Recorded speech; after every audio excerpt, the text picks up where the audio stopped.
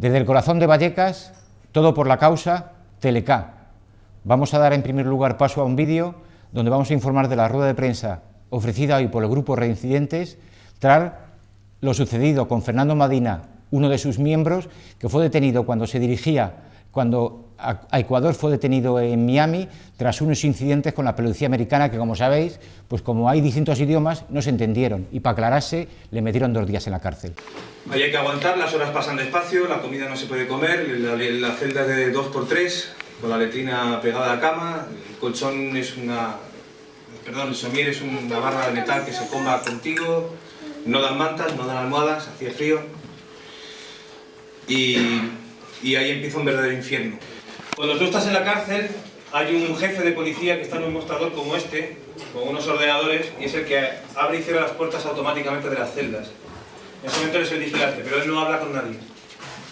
Y hay 2 presos, que son 2 presos que imagino que necesitan la perpetua o lo que sea, que trabajan para ellos. Y son un poco los jefes de toda la gente que va viniendo, les va asesorando y tal. Esos van celda por celda ofreciéndote por una fianza más alta de la que te pidan, el hecho de salir antes. Si a ti te piden una fianza de 1.500, pues como ejemplo le pasó al cubano que estaba conmigo en la primera celda, pero tú le das 1.500 más 500 a ellos, ellos resuelven los papeles de otra forma y los sacan a la calle. Y eso está permitido por ellos, o sea, lo ve todo el mundo. De hecho, se hace con el teléfono. El problema básicamente pasa por el tipo de país que estamos hablando. Un país, como bien dijo Michael Moore en un documental, y con muchísima gracia, un país que nace del miedo, que vive en el miedo y que se desarrolla en el miedo. Y ese miedo les hace hacerse una defensa a ultranza de sus valores y de sus cosas que les lleva a una esquizofrenia colectiva. Tú cuando vas a preguntarle cualquier cosa a un policía, él lo vio el otro día en el aeropuerto, hasta el cónsul lo vio, que el cónsul se acercó a un policía a preguntar una cosa. Si tú te acercas un poquito, el policía se va directamente mucho más para atrás que tú y le entra miedo. Y se echa las manos a la pistola. Y además hace así.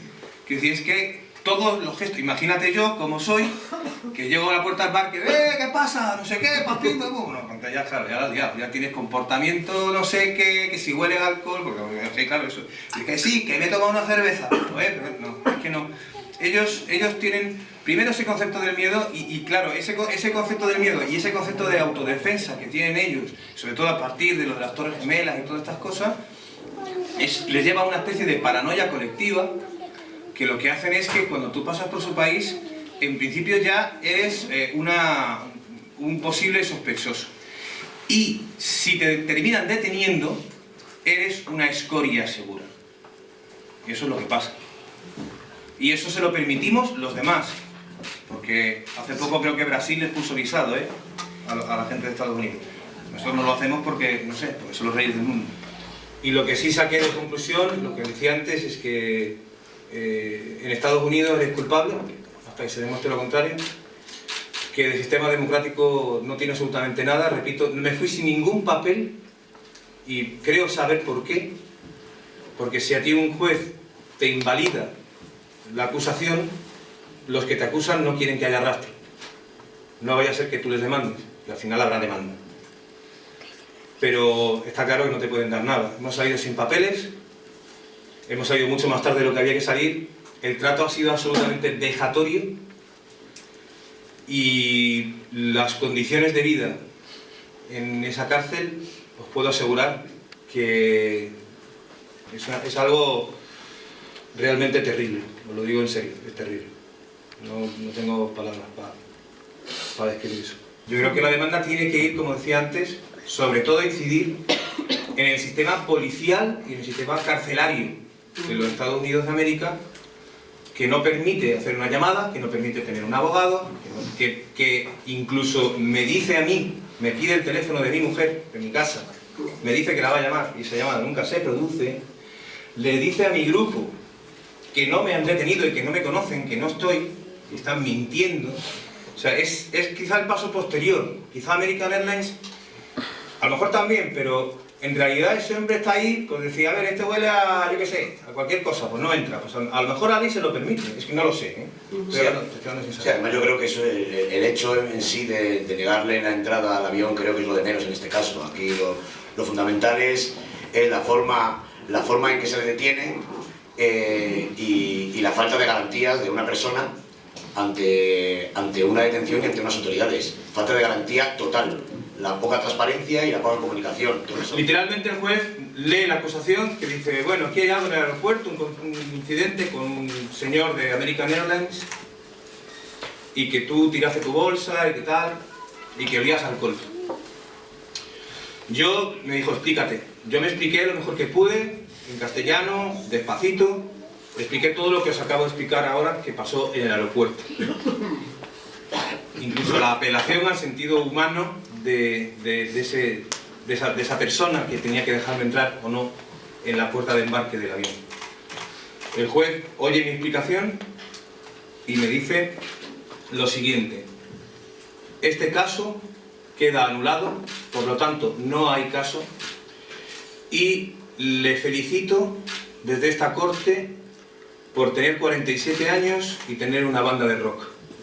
Me quedé un poco así, como helado, luego pensando, anda, que se llega de la Rosendo. Javier Font, presidente del CERMI, que es la organización que agrupa a todos los colectivos de discapacitados físicos, psíquicos, intelectuales, de todo tipo en la Comunidad de Madrid. Buenas tardes. Hola, buenas tardes. Quería preguntarte en primer lugar, primero, ¿quiénes sois vosotros?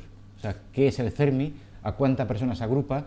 Y luego, como me supongo que a los discapacitados también nos afecta la crisis y los recortes que ha habido, si hay también crisis y recortes concretos que han afectado a los discapacitados madrileños.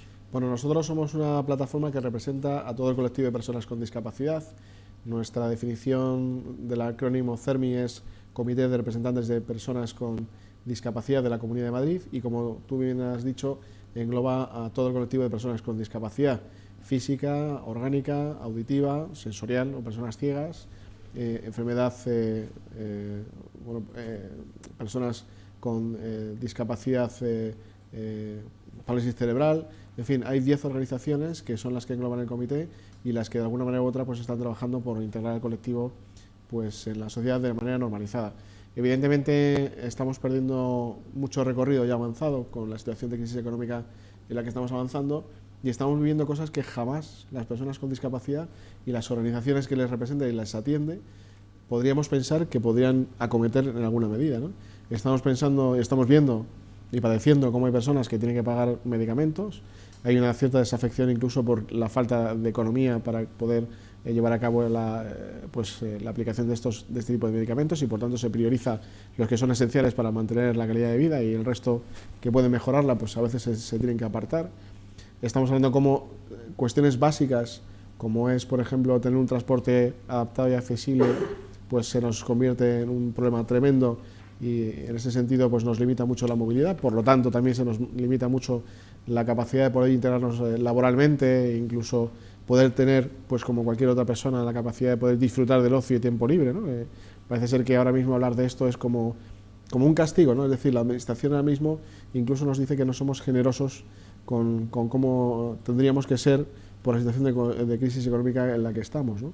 Yo creo que más generosos que nosotros, que sistemáticamente nos están pues quitando siempre que pueden alguna cuestión relacionada con la posibilidad de alcanzar mayores cotas de integración, tanto en el ámbito social como en el ámbito laboral, como patas fundamentales para nuestra integración social en la vida, pues la verdad que si no somos solidarios cuando hemos sido siempre los últimos a los que nos han dado algo y ahora somos los primeros a los que se nos quitan, no sé qué tipo de solidaridad ya se nos pide, ¿no? Y así es un suma y sigue. La desaparición de programas de políticas activas de empleo para personas con discapacidad han desaparecido en su totalidad. No solamente las políticas activas de empleo se tienen que centrar en lo que son los costes salariales de centros especiales de empleo, que por cierto, dicho sea de paso, hay un retraso considerable en el abono de las ayudas destinadas al mantenimiento de estos puestos de trabajo, de personas que no pueden estar en el empleo ordinario por su discapacidad, y sí, por tanto, en un empleo protegido, generado precisamente para que estas personas puedan formar parte de la sociedad y producir un retorno. Debemos decir que de cada 100 euros que la Administración aplica para el mantenimiento de un puesto de trabajo de estas características, hay un retorno a la Administración de 209 euros. Yo creo que es una justificación más que responsable para seguir apostando por un colectivo que quiere integrarse, que quiere trabajar, que quiere formar parte de la sociedad, y bueno, pues ahí estamos, ¿no? Estamos hablando de cuántas personas, a qué colectivo nos estamos refiriendo, y luego en segundo lugar, cuando me digas cuántos son los que forman parte de este colectivo, el primer problema del país, en todos los sitios y en la Comunidad de Madrid, es el paro. ¿Cómo afecta el paro? ¿Cómo está afectando? ¿Qué población hay contratada? ¿Qué población hay con paro? ¿Qué ayudas se dan desde la Administración? ¿O todo eso ha desaparecido? Bueno, para empezar, puedo decirte que el 33% de las, el 36% del paro de las personas con discapacidad, o del paro, es de personas con discapacidad. La tasa de paro de desempleo, por decirlo de una manera más clara, es del 33%.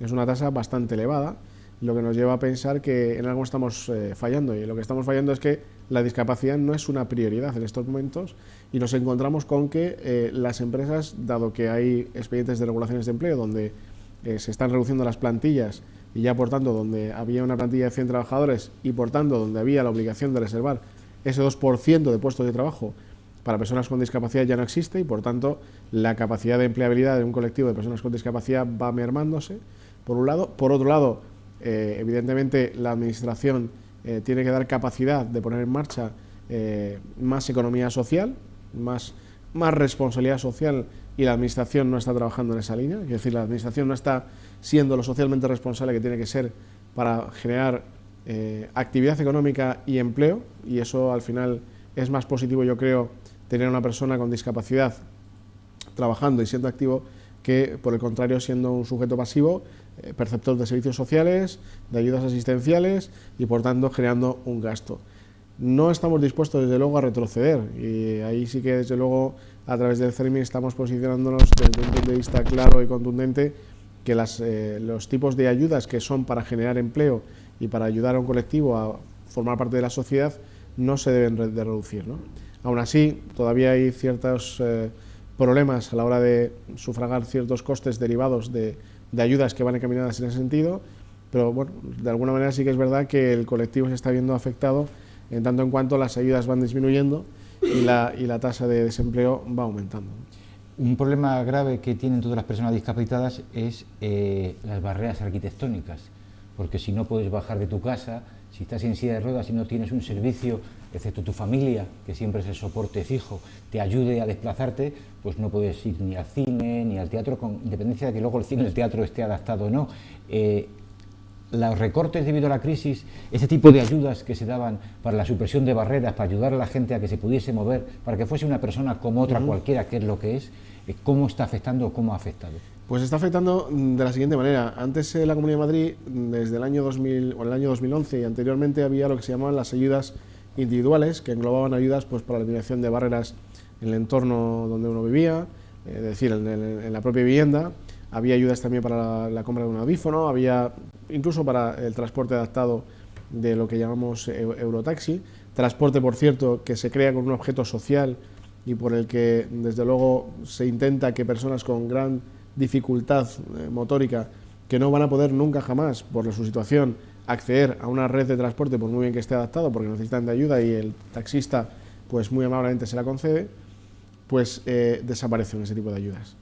Con lo cual, si en el año 2011 había una ayuda de poco más o menos de cerca de 300.000 euros para el taxi y más de 1,5 millones en ayudas individuales en general, si esto desaparece, nos encontramos con que no hay absolutamente nada, salvo una subvención similar, que lo llaman subvención de ayudas individuales para personas en situación de emergencia, que se publica en el mes de noviembre, que además, cuando una persona con discapacidad necesita la ayuda para ir a trabajar, si sobrepasa, que lo sobrepasa 2 veces el IBREN, y eso es un dato interesante, cuando una persona se pone a trabajar, afortunadamente sobrepasa esos datos, por muy poco que lo sobrepase ya no tiene derecho a esa ayuda, con lo cual el sistema es bastante perverso y extraño.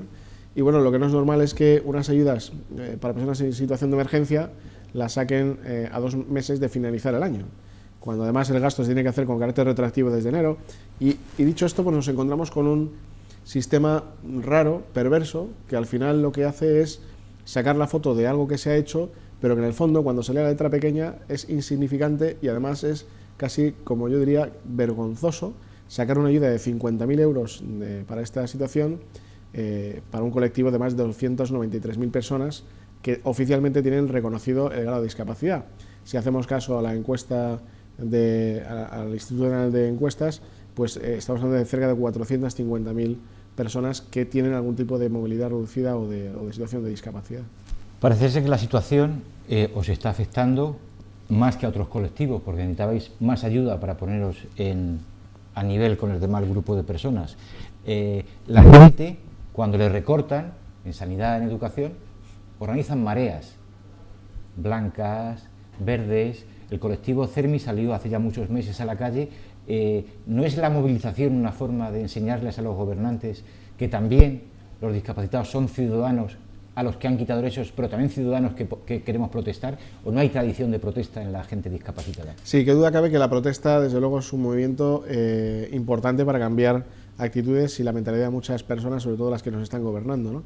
Lo que sí que es cierto es que nuestro colectivo requiere de una movilización mucho más compleja que el de cualquier persona que no tiene problemas de movilidad o de cuestiones de logística, y que evidentemente CERMI lo hará en la medida en la que la situación se complique cada vez más, porque evidentemente no podemos consentir que la situación se vaya deteriorando en la medida en la que los políticos nos están dando cuenta de que ir recortando poco a poco es al final ir quitando calidad de vida. Y nos estamos centrando también en intentar trabajar en que esa calidad de vida no se pierda en base a criterios no objetivos que la Administración aplica para cambiar modalidades de financiación que al final lo que hacen es atentar contra la asistencia o la calidad de vida que se presta a estas personas con discapacidad. Parece que cuando hablamos de financiación es algo frío, pero es que al final, desgraciadamente, pues todo se mueve dependiendo del nivel de financiación que entidades que ayudan y atienden a personas con discapacidad puedan tener. Y estamos ante un marco legal de gestión muy complicado, que eso deteriora mucho la relación a veces entre trabajador y la propia organización, porque evidentemente hay veces que la administración tarda en pagar y eso genera pues cierta conflictividad laboral, y al final eso, quien paga ese tipo de situaciones es el propio afectado, ¿no? Evidentemente, gracias a Dios, o a quien corresponda, tenemos la suerte de contar con un equipo de profesionales muy bueno, que son muy vocacionales y que de alguna manera a veces aguantan un chaparrón que hay que agradecerles, ¿no? Y desde luego nosotros lo que venimos a decir es que las cosas que hagan tienen que contar con las personas con discapacidad. Ya en la creación de Madrid del año 2002, en la que decíamos que nada para las personas con discapacidad sin contar con las personas con discapacidad, pues se podía venir atrás. Y en estos momentos muchas de las cosas se están dando trámite de audiencia para dar cumplimiento con la legalidad, pero realmente el oír a la discapacidad se está quedando en un segundo plano. Decías tú al empezar la entrevista que había ya un camino recorrido de conquista de derechos, de libertades para las personas discapacitadas desde la transición. Tú te acordarás que hemos pasado de mutilados, a lisiados, a cojos, a minusválidos y a discapacitados. Si otra vez nos obligan a que no podemos salir de casa porque no tenemos la ayuda necesaria, si las barreras arquitectónicas cada vez son más difíciles, si no tenemos empleo los discapacitados, ¿cuánto tiempo a qué tiempo atrás vamos a retroceder después de haber avanzado una transición durante 35 años? ¿Dónde nos quieren dejar? Yo creo que ahora mismo el panorama que tenemos es bastante desolador en general, y en concreto y en particular en las personas con discapacidad mucho más, teniendo en cuenta que estamos volviendo a tiempos de la beneficencia, cuando de alguna manera se nos daban aquellas migajas para seguir tirando para adelante, pero evidentemente se obviaban nuestros derechos. Y en ese sentido ahora mismo ya no es un trato de favor el que nos tiene que dar, sino es el cumplimiento íntegro de las distintas leyes que se han aprobado para cumplirse. Yo tuve el otro día que asistir a una reunión, no voy a decir de quién en estos momentos, de una persona con un cargo público, que vino a decir poco más o menos que, bueno, sí, las leyes, Javier, son un poco, digo, sí, que son para incumplirse, ¿no? Digo, pues me parece bochornoso que la Administración, en un momento determinado, cuando tiene que atender a los más vulnerables, porque lo dice la Constitución, lo dice la Convención Internacional de los Derechos de las Personas con Discapacidad, lo dice la LIONDAO, lo dice... Hay multitud de normas, y ahora una más, que ha sido la nueva Ley General de Discapacidad, que protegen al colectivo. Lo que ocurre es que en estos momentos, pues parece como que cae todo en saco roto, y que de alguna manera eso es lo que está propiciando a, como decía, volver a la beneficencia. Y hay dirigentes de verdad que solamente hay que verlos para ver cómo están aplicando una política, pues como digo yo, de la caridad y de la ayuda para irse a dormir bien a casa, ¿no? Volviendo otra vez a los problemas de la movilidad, lleváis bastante tiempo el CERMI dando bastante caña con comunicados casi diarios con el problema de los eurotaxis, que son los taxis adaptados para las personas con discapacidad, con una amplitud más grande dentro. ¿Cuál es el problema real? Que no lo termino de entender, porque esto forma parte también del desarrollo de leyes y de ayudas, ¿no? Bueno, yo, como bien sabes, también soy presidente de FAMA, que es la federación más representativa del colectivo de personas con discapacidad física y orgánica, a la que les afecta de manera mucho más directa esta situación del Eurotaxi, y el CERMI también va a adoptar una posición. La posición del CERMI que va a ser la de ampliar la flota, porque con esa situación, si se amplía la flota, acabaremos con ese sobrecoste y con muchos otros problemas más que tenemos. Pero en la línea en la que estamos trabajando desde la organización, lo que está claro es que nosotros lo que pedimos es, primero, que se amplíe la flota, segundo, que ese sobrecoste que se genera por haber aplicado y aprobado unas normas que suponen quizás un problema a la hora de gestionar una flota de 100 eurotaxis para toda la Comunidad de Madrid, pues podemos entender que a lo mejor un eurotaxi, cuando se desplaza de aquí a Leganés, una vez, 2 veces al mes, que seguramente no sean todos los días, pero cuando se recorren recorridos largos, pues es evidente que se produce un agravamiento de ese sobrecoste, de esos 5 euros que estipula la ordenanza del Ayuntamiento de Madrid. Y lo que entendemos, y los taxistas también así lo entienden, es que la persona con discapacidad, el taxista no tiene que asumir ese sobrecoste, pero la persona con discapacidad tampoco. Y lo que estamos negociando es con el Ayuntamiento una línea de ayuda coyuntural para, en la medida en la que va creciendo la flota de eurotaxis, pues se vaya sufragando ese sobrecoste que se genera de 5 euros hasta un tope de 10 para la zona A y de 5 euros hasta un tope de 15 euros para la zona B. Entonces estamos trabajando en esa situación. Sí que es verdad que ha habido un conflicto entre la asociación representativa del Eurotaxi, y en ese sentido yo creo que a veces las cosas se complican para poderse arreglar, y ahora estamos en la buena dirección, con líneas de acuerdo muy consensuadas, y lo que estamos esperando es que el Ayuntamiento pues tome una decisión política, porque estamos cansados de que siempre se nos esté aplastando nuestros derechos diciendo que no hay dinero. Y yo creo que hay dinero para lo que quieren que haya dinero, y para lo que no quieren que no haya dinero, como por ejemplo puede ser esta situación en la que el colectivo de personas con discapacidad, yo creo que a algunas personas les importa un pimiento, pues lo que tiene que haber es una decisión política del delegado de movilidad, de don Diego San Juan Benito, para decir que a estas personas les vamos a ayudar y vamos a tirar para adelante para arreglar esta situación coyuntural, en la medida en la que la flota tiene que ir avanzando hasta 800 vehículos que tiene que haber de aquí al 2017. Y eso es así, y el que no lo quiera ver, que no lo vea. Ahora bien, decimos una cosa: si el delegado y la alcaldesa que tomó la decisión de adoptar el acuerdo de apoyar esta situación y de arreglarlo se echan para atrás y nos han tomado el pelo, ten por seguro que los taxistas y las personas con discapacidad saldremos a la calle para defender nuestros derechos. Qué bien, pues ya nos queda muy poco tiempo. Solamente quería primero darte las gracias, saber que cuentas con Teleca para defender y apoyar todas tus reivindicaciones, y nada más, desearte feliz Navidad. Igualmente. Muchas gracias, y prometemos que la siguiente vez la única barrera que te tenía que había en la puerta estará preparada para que entres con mucho tiempo. Muchas gracias. Muchas gracias por invitarme. Ahora vamos a dar paso a un vídeo sobre la infanta Cristina y Cataluña. Dentro vídeo. ¡Jopelingues! Ay, perdón, quería decir ¡joder! ¡Joder! ¿Dónde? ¿Dónde? Ay, mira, papá, es que estoy haciendo la declaración de la renta y me sale positiva. Bueno, mujer, no te preocupes, está muy bien. Mira, en tiempos de crisis hay que ser muy positivos. La corona tiene que estar siempre al servicio de... papá, que me sale a pagar. ¿Pagar? Pues no sé lo que es eso. Pues mira, no pienso regalar mi dinero a este país de desagradecidos. No, señor. Con la de cosas que he hecho yo por este país... Con la de cosas que ha hecho papá, con la de cosas que... Pues mira, que no me da la gana de regalarme dinero, no me da la gana. Además, es dinero que he ganado con el sudor de la frente de mucha gente. Bueno, mujer, ¿sabes que hay muchísimas cosas que desgravan? A ver, mira a ver si sale parar un golpe de estado. No, mira, papá, ¿tenemos algún discapacitado en la familia? eso no será una pregunta trampa. Papá, ¿tú cómo haces para que no te salga a pagar? Porque mira, lo que más desgrava es tener hijos. ¿Ah? Por eso os incluyo siempre a todos pues en mi declaración, ¿no? Y ahora pregúntaselo a tu hermano, mira. ¡Hijo! ¿Qué?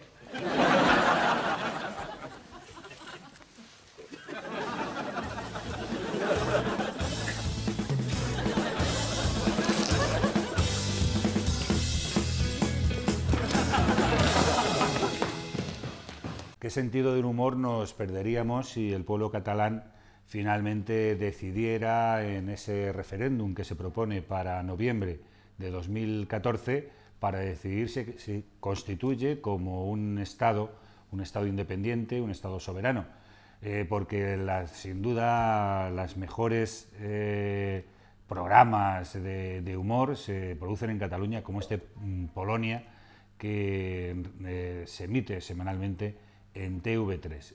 Y era un sketch sobre la infanta Cristina, en dificultades legales, dificultades por su implicación en el caso NOS o en el caso Aizón, empresa de la que ella era una de las apoderadas.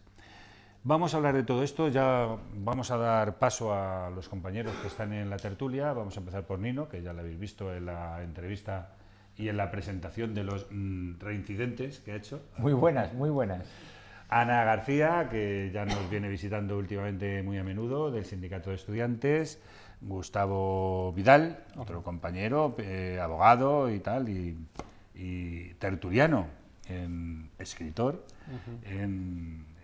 digo tertuliano en otros medios también. Sí. Y Rafael Gómez Parra, periodista también... Buenas tardes. Periodista de raza. Como...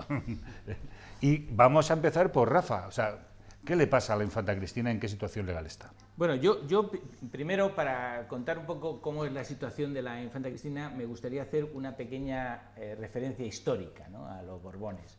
Porque claro, mucha gente joven en este país piensa que la realeza, la monarquía, tiene una ascendencia histórica importante y que por lo tanto de alguna manera se lo merece, ¿no? Yo simplemente me gustaría hacer una pequeña referencia a que la infanta Cristina, que por decir de una manera es la lista de la zarzuela, porque al parecer ha salido un poco más a su madre, a Sofía, mientras que Elena pues la infanta Elena, pues... No se sabe ni quién ha salido. Eso no, a su padre, es decir, clavadita a su padre, y un poco... Pero que hay que explicar que Juan Carlos... ¿Te refieres a que Juan Carlos no es muy listo? No, es muy listo, no es verdad. Yo siempre tengo mucho cuidado con decir que los tontos listos son los más listos del mundo. Es decir, cuidado cuando uno parece muy listo, no es tan listo, y cuando uno parece tonto, en cambio, parece más listo. Ha sido el caso de Juan Carlos. Pues yo mantengo la teoría de que el que parece gilipollas es que es gilipollas. O sea que... Pues no es verdad, porque fíjate tú hasta dónde he llegado. En cambio a la infanta Cristina Rafa, la han pillado. Eso es lo que tiene la monarquía. No la han pillado Juan Carlos. Que te puede salir un gilipollas de rey. Claro, pero no la han pillado Juan Carlos, ni han pillado a Elena, y la han pillado a la lista, que es Cristina. No, yo decía en este sentido de que Juan Carlos sabemos que es nieto de Alfonso XIII y bisnieto de Alfonso XII, pero no sabemos quién fue el padre de Alfonso XII. Es decir, lo digo para que la cosa... No, es que... Creí que vas a decir que no sabía quién era. No, la historia es así. Es decir, cuando los hermanos Becker hacen los primeros dibujos de la reina Isabel II, y hacen los primeros bocetos de lo que sería luego el porno, es decir, los bocetos que hacen los hermanos Becker sobre la reina Isabel, son la primera expresión del porno borbónico o monárquico. Es decir, entonces yo le invito a la gente a ver. Entonces, efectivamente, todavía hay dudas, y nadie sabe, porque no se han hecho pruebas de ADN, de quién fue el padre de Alfonso XII. Es decir, y en ese sentido pues se habla de varios guardias de corps, de varios generales, el general Bonito, Serrano, etc. Pero al final es uno de estos generales, Martínez Campos, el que después de la Primera República impone, digamos, de nuevo a Alfonso XII, al niño, que era niño todavía, como rey de España. Estos espadones, lo digo para que luego explicar por qué desde la zarzuela los bribones, en referencia al yate que tiene Juan Carlos, han salido así, es decir, los espadones que colocan la monarquía española otra vez a finales del siglo XIX, a cambio de colocar a Juan Carlos, a Alfonso XII como rey, se apoderan de los grandes latifundios de Madrid. Es decir, todos los grandes latifundios. Madrid es una población, es una comunidad que está llena de latifundios que son herencia de aquella monarquía, es decir, que compró, digamos, España a cambio de los latifundios que todavía funcionan en Madrid, los herederos de Martínez Campos, los herederos de Serrano, etcétera, etcétera, que restauraron la monarquía y que luego han hecho grandes negocios inmobiliarios gracias a todos esos terrenos que tenían. Valga esta introducción simplemente para decir que efectivamente de casta le viene al galgo, es decir, que los Borbones de toda su vida han estado acostumbrados a comprar y vender España, es decir, que su concepto de la monarquía es pagar a los espadones en su época y que luego ha sido Franco el segundo restaurador de la monarquía, es decir, y que cuando Juan Carlos le trae Franco a España para convertirlo en su heredero, viene con una mano delante y otra detrás, como se dice en el argot popular. Y en cambio ahora tiene 1.500 millones de euros. De trabajar, ¿no? De trabajar, trabajando duramente, de sol a sol, etcétera, etcétera. Por lo tanto, cuando estamos hablando ahora de la que han pillado a la lista, por eso lo digo yo, la han pillado solamente con 1 millón de euros. Es decir, lo que hasta ahora se ha descubierto simplemente un pobre juez en Baleares, ha sido simplemente 1 millón de euros, pero está por descubrir todo el verdadero asunto. Es decir, primero se entera, el propio Juan Carlos se entera de que su yerno está saqueando, digamos, las arcas públicas de Baleares y Valencia, y cuando se entera y se lo dicen, en parte para que efectivamente no afecte a la monarquía, y en parte también porque le estaba haciendo la competencia ilegítima desde su punto de vista, es decir, que le estaba haciendo la competencia, lo manda a Nueva York, pagado por Telefónica, un contrato millonario, para ver si con eso evitaba el problema. A Washington. Bueno, a Washington, exactamente, sí, perdón, a Washington. Y entonces, que es un sitio mucho más tranquilo que Nueva York. En Nueva York a lo mejor no hubiese podido subsistir. Da lugar a muchas menos tentaciones. Y entonces, a partir de ese momento, piensan que se ha resuelto el problema. Cuando ya, efectivamente, no se resuelve el problema y se descubre, empezamos por descubrir que efectivamente se ha llevado a las arcas públicas cerca de 1 millón de euros. Pero es que después, a medida y simplemente a pesar de todos los inconvenientes, y un solo juez, es decir, una persona, es decir, que teniendo en cuenta a los fiscales, teniendo en cuenta a todo el mundo, etcétera, descubre eso, y luego de repente aparece la segunda noticia, y es que la monarquía española, los Borbones, no pagan Hacienda, es decir, tienen bula, es decir, tienen una especie de efecto mágico que hace que no se les investigue. ¿Y cómo descubrimos eso?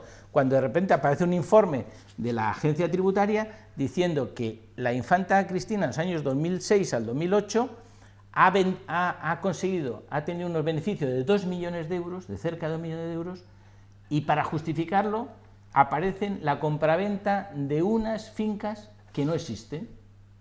Y entonces, claro, todo el mundo diría, oiga, si ha ganado 2 millones de euros y esa compraventa ahora dicen que fueron errores de los notarios que le pusieron su carnet de identidad, que es imposible poner su carnet de identidad diferente. Cualquiera va a un notario. Cualquiera, efectivamente, y le pone el carnet de identidad de la infanta Cristina, pues entonces descubrimos que los gobiernos, tanto del PP como del PSOE, en este país, han dado orden a la agencia tributaria de que no se investigue a los...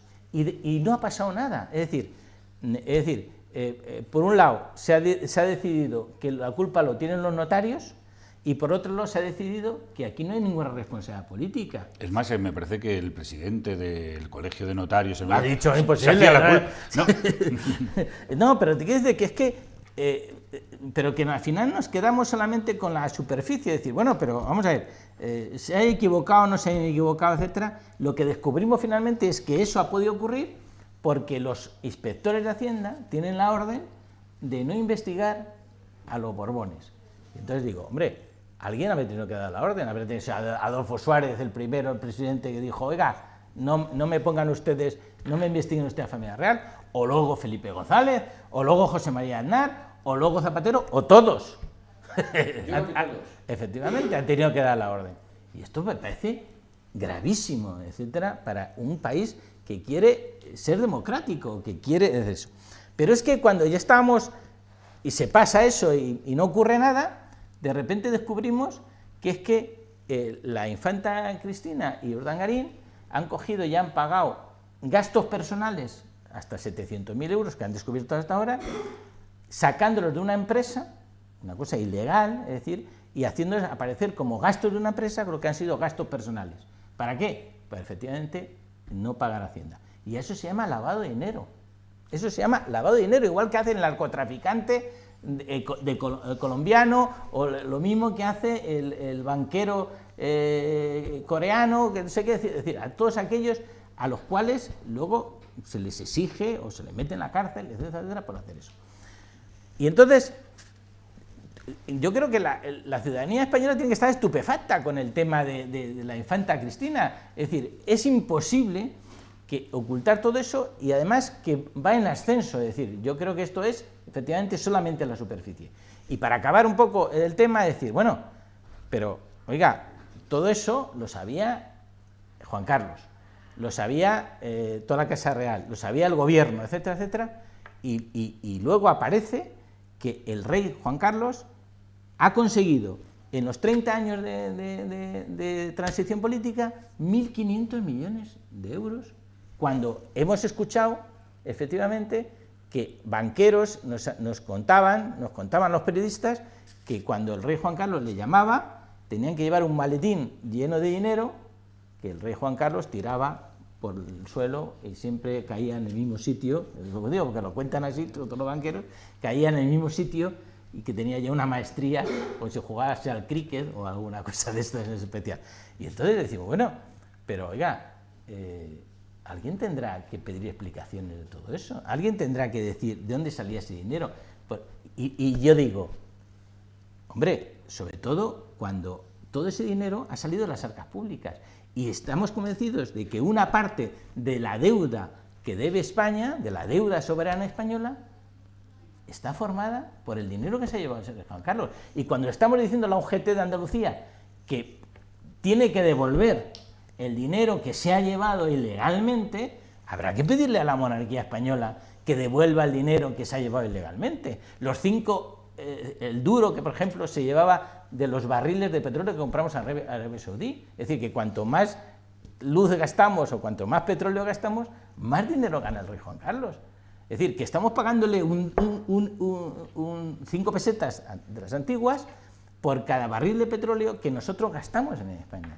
Es decir, y eso nadie le pone coto, nadie le dice a nada de eso. Me parece que esto un poco es el cinismo, digamos, de los políticos y de todo eso, de que nadie investigue toda esa cuestión, ¿no? Me parece fundamental. Bueno, ¿qué piensas tú de las chorradas que está haciendo Rafa, vamos, que imputa ahí a esta familia tan noble y tan... ¿Sabes qué pasa? Yo me he quedado totalmente impresionado porque yo pensaba que la única cosa que quedaba ya decente era la monarquía, pero de pronto me he acordado, porque hay cosas que se me olvidan de la mente, y empiezo a recordar, que me supongo que lo sabrán todos los españoles, y aquí tengo un abogado para que me contradiga si no es verdad.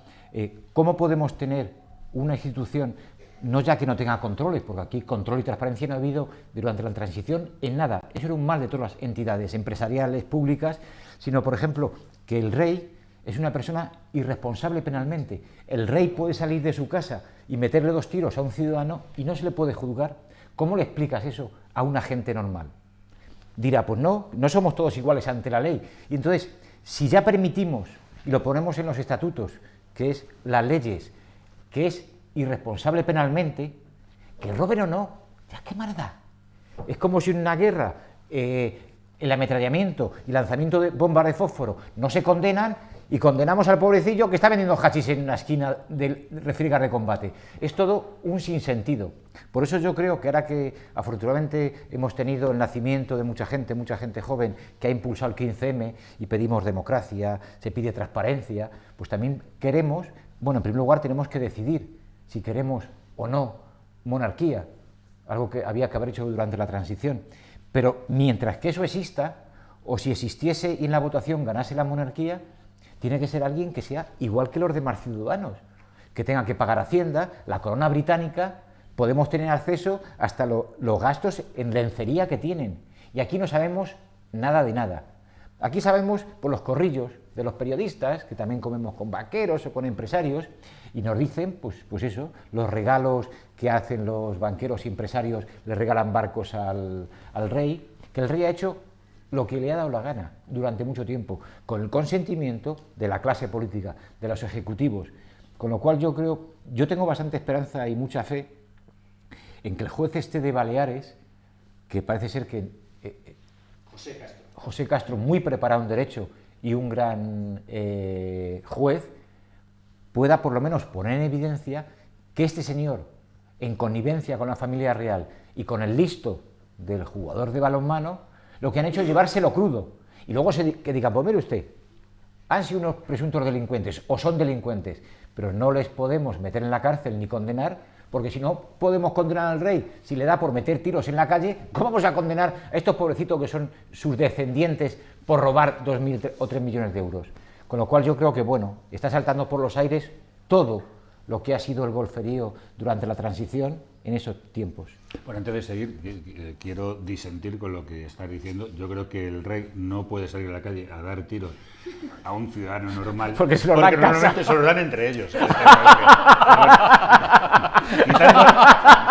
Quitando ese pequeño detalle, quería dar la palabra a Ana para que opine sobre el caso este de la infanta Cristina, ¿no? Que es un tema que huele bastante, ¿no? Sí, desde luego. Hombre, yo sí que tengo que decir en primer lugar, por lo que se comentaba aquí antes, ¿no? De la imagen también que los jóvenes podemos tener de, bueno, no solo de la infanta Cristina, sino de la monarquía en general, que la verdad es que aunque hemos tenido que sufrir, bueno, pues que nos enseñen una historia que no tiene nada que ver con la realidad, ¿no? Que se nos diga, se nos ha enseñado en el instituto que el rey trajo la democracia y los derechos y las libertades y todo eso.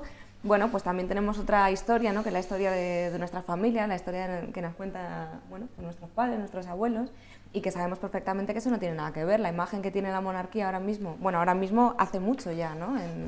Entre la juventud es una imagen completamente negativa, completamente deslegitimada y completamente desacreditada. Y la verdad, yo entiendo que para la gente de mi generación, escándalos, ¿no? De este tipo, pues sí, son escándalos, pero sorpresas, desde luego, ninguna, ¿no? Porque todos sabemos aquí lo que pasa, y aunque a la infanta Cristina no se la impute finalmente, aunque se haya intentado en varias ocasiones y no se haya hecho, a nadie, yo creo que ni joven, ni mayor, ni mediano, se le escapa que precisamente esta gente, la utilización, ¿no? Que hace de su puesto es el que es. Ellos defienden unos intereses determinados, los mismos intereses que defendían hace mucho tiempo cuando Francisco Franco puso al rey Juan Carlos en el puesto en el que está ahora mismo, y es lo que siguen haciendo. Y efectivamente, y viven a cuerpo de rey, ¿no? De ahí el dicho, sí, robando y aprovechándose de los recursos que ellos, desde luego, no aportan ni un céntimo de euro, ¿no? Pero sí que condenan a la mayoría de la sociedad unas condiciones que, entre otros, ¿no? Ellos, los grandes empresarios, los que les regalan los barcos y, bueno, y todos los chanchullos que se traen entre ellos. Pero claro, si esto ha estado deslegitimado durante muchísimo tiempo, yo creo que ha llegado a un punto ahora mismo ya que es, bueno, pues, en fin, que no puede subir más, ¿no? Porque, claro, a muchos jóvenes que solo han vivido una época de crisis, que solo han vivido una época de recortes, que lo único que conocen es cómo se recorta en sanidad, en educación, ayudas a la dependencia, en fin, en los servicios más básicos, eso se da a la par que se ve, bueno, pues cómo sale todo lo más podrido, ¿no? Sale a la superficie, aunque fuera efectivamente algo que todo el mundo conocía, que todo el mundo conoce y que todo el mundo da por evidente, ¿no? Con lo cual, en fin, la verdad es que está en una situación muy complicada porque es, vamos, entre los jóvenes es una mayoría aplastante la que está en contra de este tipo de instituciones, ¿no? Que son, bueno, pues pertenecientes al pasado y que desde luego no corresponden para nada con el futuro que los jóvenes queremos tener, ¿no? Un futuro pues más democrático, también de otro funcionamiento dentro de los partidos, dentro de los sindicatos, pero por supuesto en el que la monarquía no tiene absolutamente ningún lugar, ¿no? Y ninguna legitimidad para seguir estando en el puesto que se está y que se le permite estar, ¿no? Porque tienen en fin, bueno, pueden hacer lo que quieran, ¿no? Y así se demuestra. Bueno, y en defensa de la monarquía, Gustavo... No, esta vez sí que no hago de abogado del diablo, o sea, aunque pagaran una minuta colosal. Mira, el tema, lo que habéis dicho desde luego es acertadísimo, ¿no? Es dar totalmente en la diana. El problema es que cuando enfocamos el tema de la monarquía, pues, ineluctablemente vemos el cambio de sociedad, o sea, la sociedad que se tiene que cambiar. A mí siempre me viene a la mente un libro estupendo de Alinsky, ¿no? El Tratado para Radicales. Y Alinsky, en el Tratado para Radicales, que es un manual básico de combate de todo activista, lo primero que te dice es que tengas muy presente el tipo de sociedad en la que estás. Y el tipo de sociedad en la que estamos no somos nosotros cinco somos como la pequeña aldea gala que resistimos, ¿no? Pero vivimos en otro vivimos en otro tipo de sociedad y la sociedad española, desgraciadamente, nos guste o no, pues es una sociedad que tiene unas raíces de altar, trono y ejército. Y esto, con distintas formas, se mantiene. Es decir, el peso brutal de la Iglesia Católica, de las sectas, el Opus Dei, lo que sea, el peso brutal de la monarquía con su corrupción, con sus contactos, y luego el peso salvaje de la represión, sea de la policía, del ejército. Estas son las raíces españolas. Desde luego el remake histórico que ha hecho Rafa a mí me ha gustado mucho, pero también nos dice cómo es este país y lo tenemos que tener bien presente. Aquí en España se tuvo un rey fantástico, que era José Bonaparte, que es un hombre que luchó por el país, que lo podía haber reformado, que era un afrancesado, que intentó separar Iglesia-Estado, que intentó una educación para todos, o sea, un avanzado.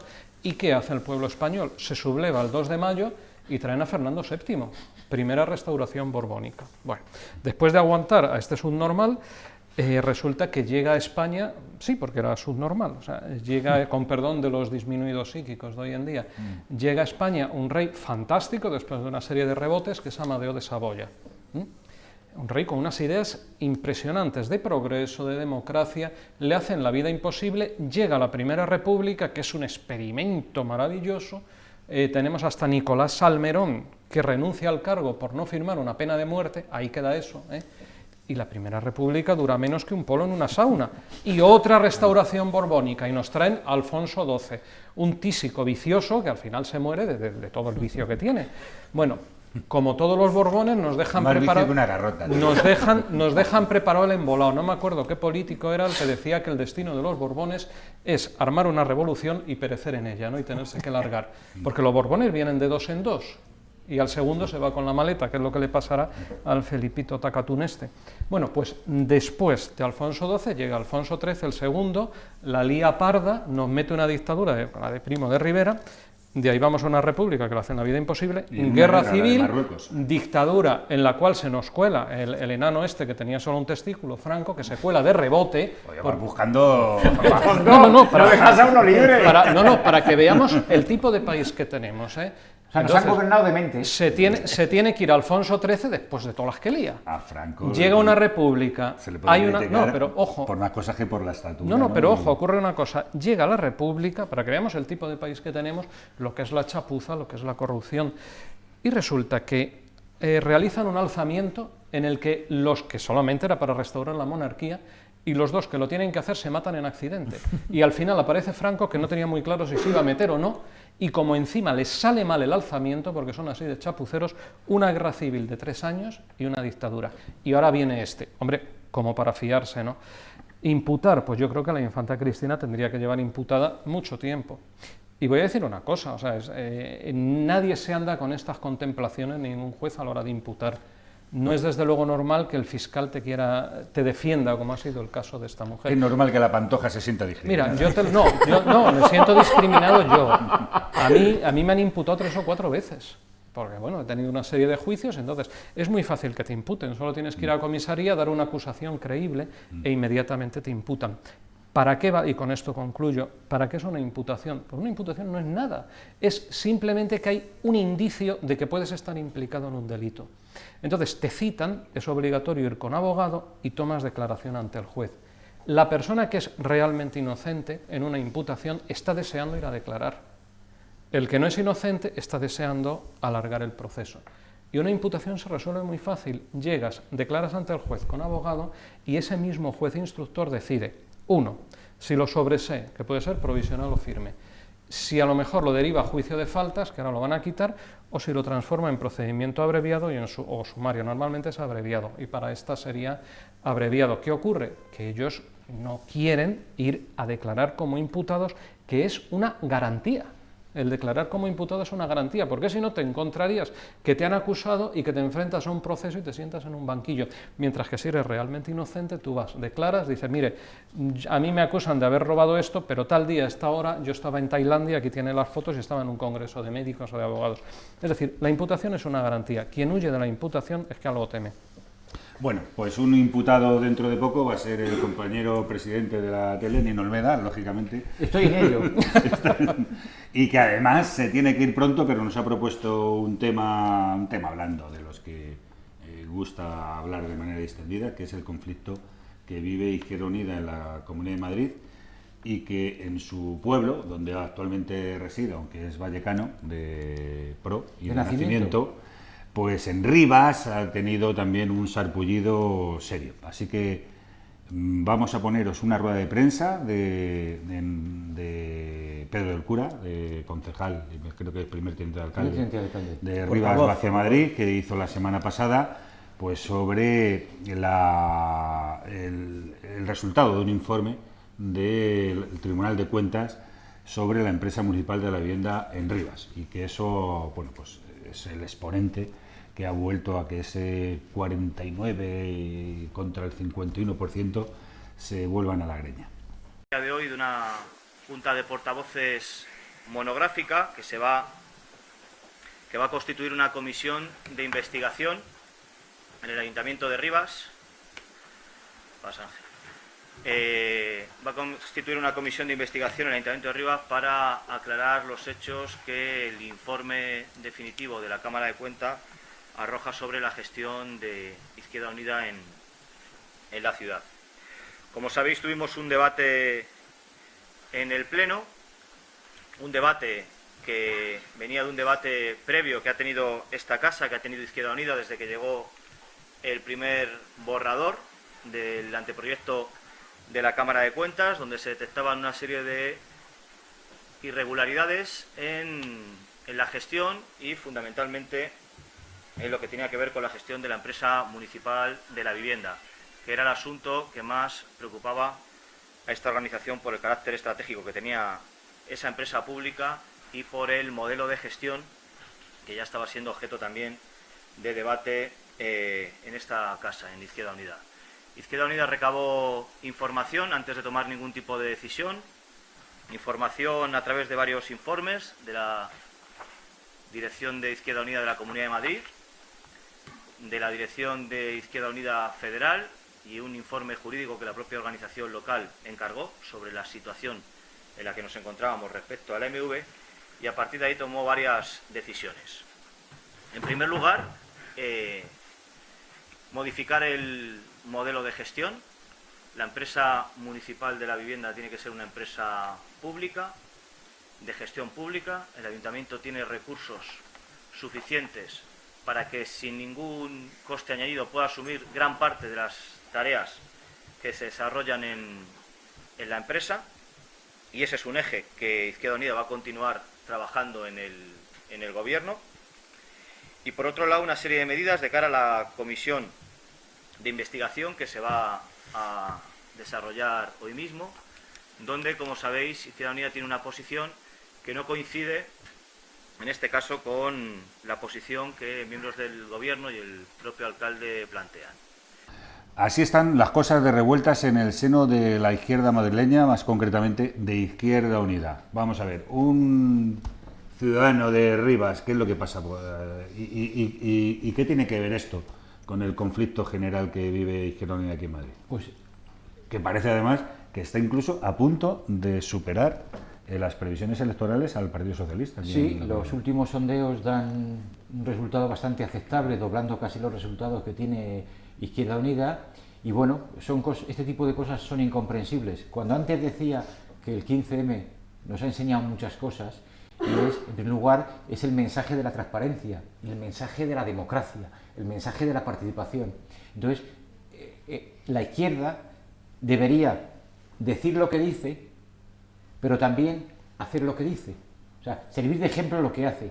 Entonces yo creo que estos dos ejemplos que hemos comentado ahora, que yo me voy a extender un poco más, pues es muy difícil entenderlos, Yo me enteré hace un par de semanas que los afiliados de Izquierda Unida de Rivas se reunieron y entonces decidieron en la asamblea las cosas que tenían que hacer y que decir, y entre ellos era decidir sobre un informe del Tribunal de Cuentas que ha dicho que han desaparecido 2 millones de euros de la empresa municipal de vivienda, cuyo máximo cargo como concejal era Fausto Fernández, el que ya estuvo alcalde 8 años, el que ya estuvo de portavoz de Izquierda Unida y que ahora ha vuelto otra vez de concejal de Rivas de Izquierda Unida. Entonces, lo lógico, lo que hicieron los afiliados es pedirle explicaciones. Oye, mira lo que dice esto, danos explicaciones para que nosotros a los vecinos, los demás afiliados, y que se devolviera el dinero. Y que se devolviera el dinero. Y entonces, empresa de la Municipal de la Vivienda que estaba gestionada por una empresa privada. Estaba privatizada, igual que quiere privatizar el PP de Madrid los hospitales y que tanto critica a la izquierda, con lo cual hay que ser más consecuente. Entonces, y pedía que se municipalizara otra vez. Sí, pedían que la empresa otra vez volviese a su sitio original, que es una empresa pública que da el trabajo o el servicio de vivienda a los vecinos de Rivas de Vacia Madrid. Y entonces, bueno, pues entre otras de las, como él se ha negado a dar información, pues los afiliados de Rivas lo que decidieron es no solamente pedirle explicaciones y que se devolviese el dinero, sino que él se fuese, que renunciase a su acta, porque ellos trabajan para el pueblo, para los vecinos. Parece ser que no ha hecho ni caso, que la respuesta... No ha hecho ni caso el alcalde. El alcalde ni José él. Masa. Claro. Y entonces lo que ha hecho el alcalde ha sido destituir a la concejala de Hacienda, que era la que le pedía a Fausto Fernández los datos sobre la empresa municipal de la vivienda, que es algo lógico.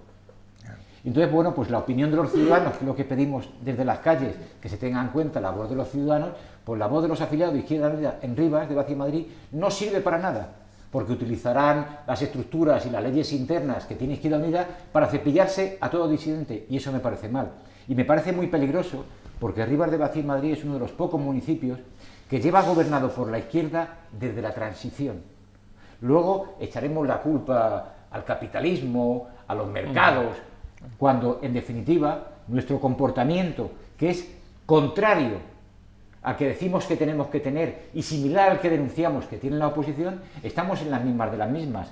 Pero es que no solamente se da esa situación, es que hace varias semanas estaba yo en el Parlamento de la Asamblea de Madrid y me encontré con varias diputadas de Izquierda Unida, entre ellas María Espinosa y Tania, donde estaban muy contentas porque habían tenido una asamblea de las chicas o las mujeres de Izquierda Unida, pues para hacer su asamblea y elegir su coordinadora, su responsable, como se llame. Pues como la persona que salió elegida, que la hemos entrevistado Sara Porras, hace dos semanas, pues no era del gusto de los que mandan hoy en la Federación de Madrid de Izquierda Unida, pues entonces ¿qué hicieron? Pues se presentó allí un miembro de la dirección, un antiguo diputado de la Asamblea de Madrid Izquierda Unida, Paíno, y parece ser que la disolvió y dijo que el que no obedezca se tiene que ir a otro sitio. Y entonces, de estas cosas cada vez hay más. Hoy precisamente han dado una rueda de prensa Tania Sánchez y Mauricio Valiente, que son dos que representan tendencia, que los nombres que se me olvidan, los nombres de la... Frente Amplio es Tania, y la otra no me acuerdo. Y la otra Cambiariu, que es Mauricio. Han dado una rueda de prensa... Que es concejal en Galapagar. No, es diputado de la Asamblea de Madrid. Es diputado, sí, bueno, sí, sí, pero también está en... Entonces han explicado que, bueno, que ya no aguantan más, que representan casi el 49% de la organización, que hacen propuestas y se las echan atrás ilegalmente, que ganan votaciones y que los otros hacen ilegalidades, y parece ser que el Tribunal de Garantías, que debe ser como la Inquisición ahora en política, pues se lo echa todo para atrás. Entonces, ahí me da una sensación de mucha tristeza, porque la democracia en los partidos es muy importante, y la izquierda tenemos que dar ejemplo de aquello que decimos que queremos hacer, con lo cual yo creo que hay un fregado bastante impresentable, creo que no hay posibilidad de... Están intentándolo, pero no se ponen de acuerdo, pues porque la gente de la dirección que mandan, yo no estoy en Izquierda Unida, pero dicen los que están en Izquierda Unida que mandan por personas interpuestas las mismas personas que mandaban hace 25 años, que es Ángel Pérez. Y Reneses. Y Reneses. Lo que pasa es que ahora están enfrentados, están en bandos distintos. Entonces a mí lo que me da mucha pena es que Tania también la trajimos aquí hace una semana para entrevistarla, y yo entiendo que, me gustaría potenciar, impulsar que hubiese tendencias en todos los partidos para que unos significasen o supusiesen el ámbito republicano, otros el acento más grande en el feminismo, otros, pues yo qué sé, en la homosexualidad, otros en la dictadura del proletariado, lo que quieran. A mí eso último me parece una barbaridad, pero no, las tendencias responden a ismos, son seguidores de Ángel Pérez, seguidores de tal, con lo cual me da la sensación que responden a intereses exclusivamente personales, y cuando no se debate de ideas, sino debatimos de personas, se debate lo mismo que en Sicilia, como las mafias, o sea, donde el peso de la razón no tiene ningún peso, tiene más peso la sanción del que manda, con lo cual ahí me da bastante tristeza, porque yo creo que este país necesita una pasada por la izquierda, pero para eso hay que darse una ducha en general la izquierda, y lo que ha servido durante 15 o 20 años, que era el que mandaba, elegía como elegía Franco, aunque tuviese detrás una asamblea que le obedecía. O sea, la democracia pues no se ha practicado mucho en la izquierda. Bueno, en la derecha la democracia le suena a marciano, a Marte, a otro planeta. Pero me da mucha lástima que la izquierda no profundice más en la democracia y que incluso sus diferencias las pueda debatir en público, porque no pasa nada. O sea, yo puedo ser de Izquierda Unida, yo también, y tú crees que puede ser más importante incidir en la República hoy ya, y yo no. Pero yo soy del sector republicano, y tú eres de un sector, pues como se llame, que responde a otros estímulos. Pero no, da igual. Entonces lo que decíamos antes, pues yo en los últimos años he visto de estas combinaciones como la de las carreras de caballos, que son rarísimas. Pues yo qué sé, Fausto Fernández. Yo me acuerdo que Fausto Fernández, cuando se presentó a la Comunidad de Madrid como candidato a la presidencia, porque había posibilidad, si hubiese ganado, que ganó Simancas, pero luego la izquierda no se puso... No, hubiese podido ser vicepresidente del gobierno, pues una de las personas que más le puso, le hizo que tropezase y le puso más palos en la rueda de su funcionamiento, fue Ángel Pérez. Reneses y Ángel Pérez eran... sí, papá y mamá. Solidarios, los jefes de estas mafias. Y hoy, pues hay intereses que me supongo que tendrán que ver con cosas que no tienen nada que ver con la necesidad de los ciudadanos. Entonces, si no se dan cuenta que para combatir a la derecha no solamente hay que hacer grandes discursos, palabras grandilocuentes y frases que suenen y rimen, hay que dar también ejemplo, porque no sirve denunciarles, tenemos que querer ser diferentes que ellos.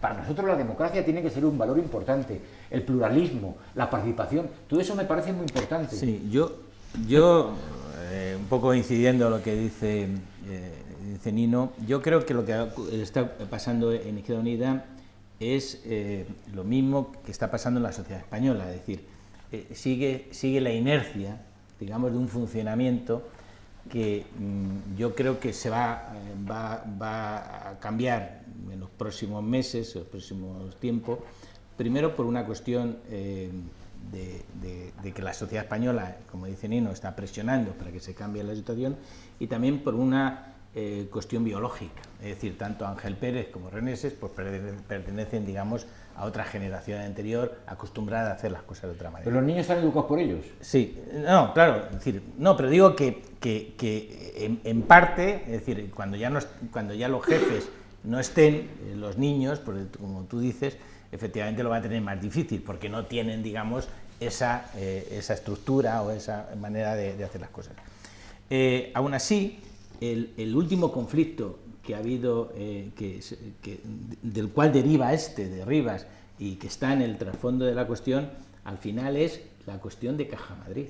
Es decir, lo que se ha enfrentado a la gente joven, digamos, a la gente que no está acostumbrada a ese sistema, y a la gente antigua en Izquierda Unida, ha sido el tema del representante, de cómo, es decir, la gente joven había pedido que se le pidiera responsabilidades al representante de Izquierda Unida en Caja Madrid, Morán Santín, que llegó a ser vicepresidente de la Caja y presidente en funciones durante la enfermedad de Blesa. Y el, digamos, socio, entre comillas, de Blesa. Es decir, Blesa no hubiese podido hacer las cosas que hizo sin Morán Santín. Entonces, en la última conferencia, y el Frente Amplio, el otro se decidió no asistir a la conferencia, precisamente porque Edi Sánchez, el coordinador puesto por Ángel Pérez, había sacado unas declaraciones justificando o negándose a pedirle explicaciones a Morán Santín sobre lo que había hecho en Caja Madrid. Entonces, digamos, la oposición de ese 49% al 51%, quien decidió el 51 al 49% fue Llamazares, es decir, el grupo de Llamazares, que es un grupo chiquitito, decidió el ese. Entonces, la oposición le pidió a Edi Sánchez que rectificara sus declaraciones, las que defendía a Morán Santín, y no solamente se pidiera responsabilidades a Morán Santín, sino si hacía falta llevarle a los tribunales a Morán Santín. Porque estamos hablando de lo mismo, igual que hablamos de la monarquía, igual que hablamos del OGT, si Morán Santín se llevó dinero, tiene que devolverlo. Es decir, no estamos solamente hablando de una cuestión de responsabilidad política, sino de robo directo. Entonces, por lo tanto, el conflicto que está detrás de lo de Rivas es el conflicto que todavía la Izquierda Unida no ha resuelto sobre Morán Santín. Y eso ha habido una reunión de Cayo Lara con las dos alas, intentando decirles a Edi Sánchez y a Ángel Pérez que rectifiquen un poco y metan en la ejecutiva a ese 49%. Los otros dijeron con la boca chica que sí, acusaron a Reneses que está con Cayo Lara, de estar malmetiendo el tema, y entonces lo dejan en la superficie, la bronca la dejan en la superficie sin entrar a discutir el fondo. Entonces, cuando la gente joven, como Tania, como etcétera, lo que está intentando decir, oiga, mire usted, que es que no se trata solamente de que nos repartamos o no los puestos, sino que se haga otra política, que se hagan las cosas de otra manera, que hagamos las cosas de una manera democrática, etcétera, pues lo están intentando llevar al conflicto, digamos, personal, en ese sentido. Pero no va a desaparecer el conflicto, ya con esto acabo, mientras no desaparezca Ángel Pérez y no desaparezca Reneses. ¿Políticamente? Exactamente, sí, hombre. Bueno,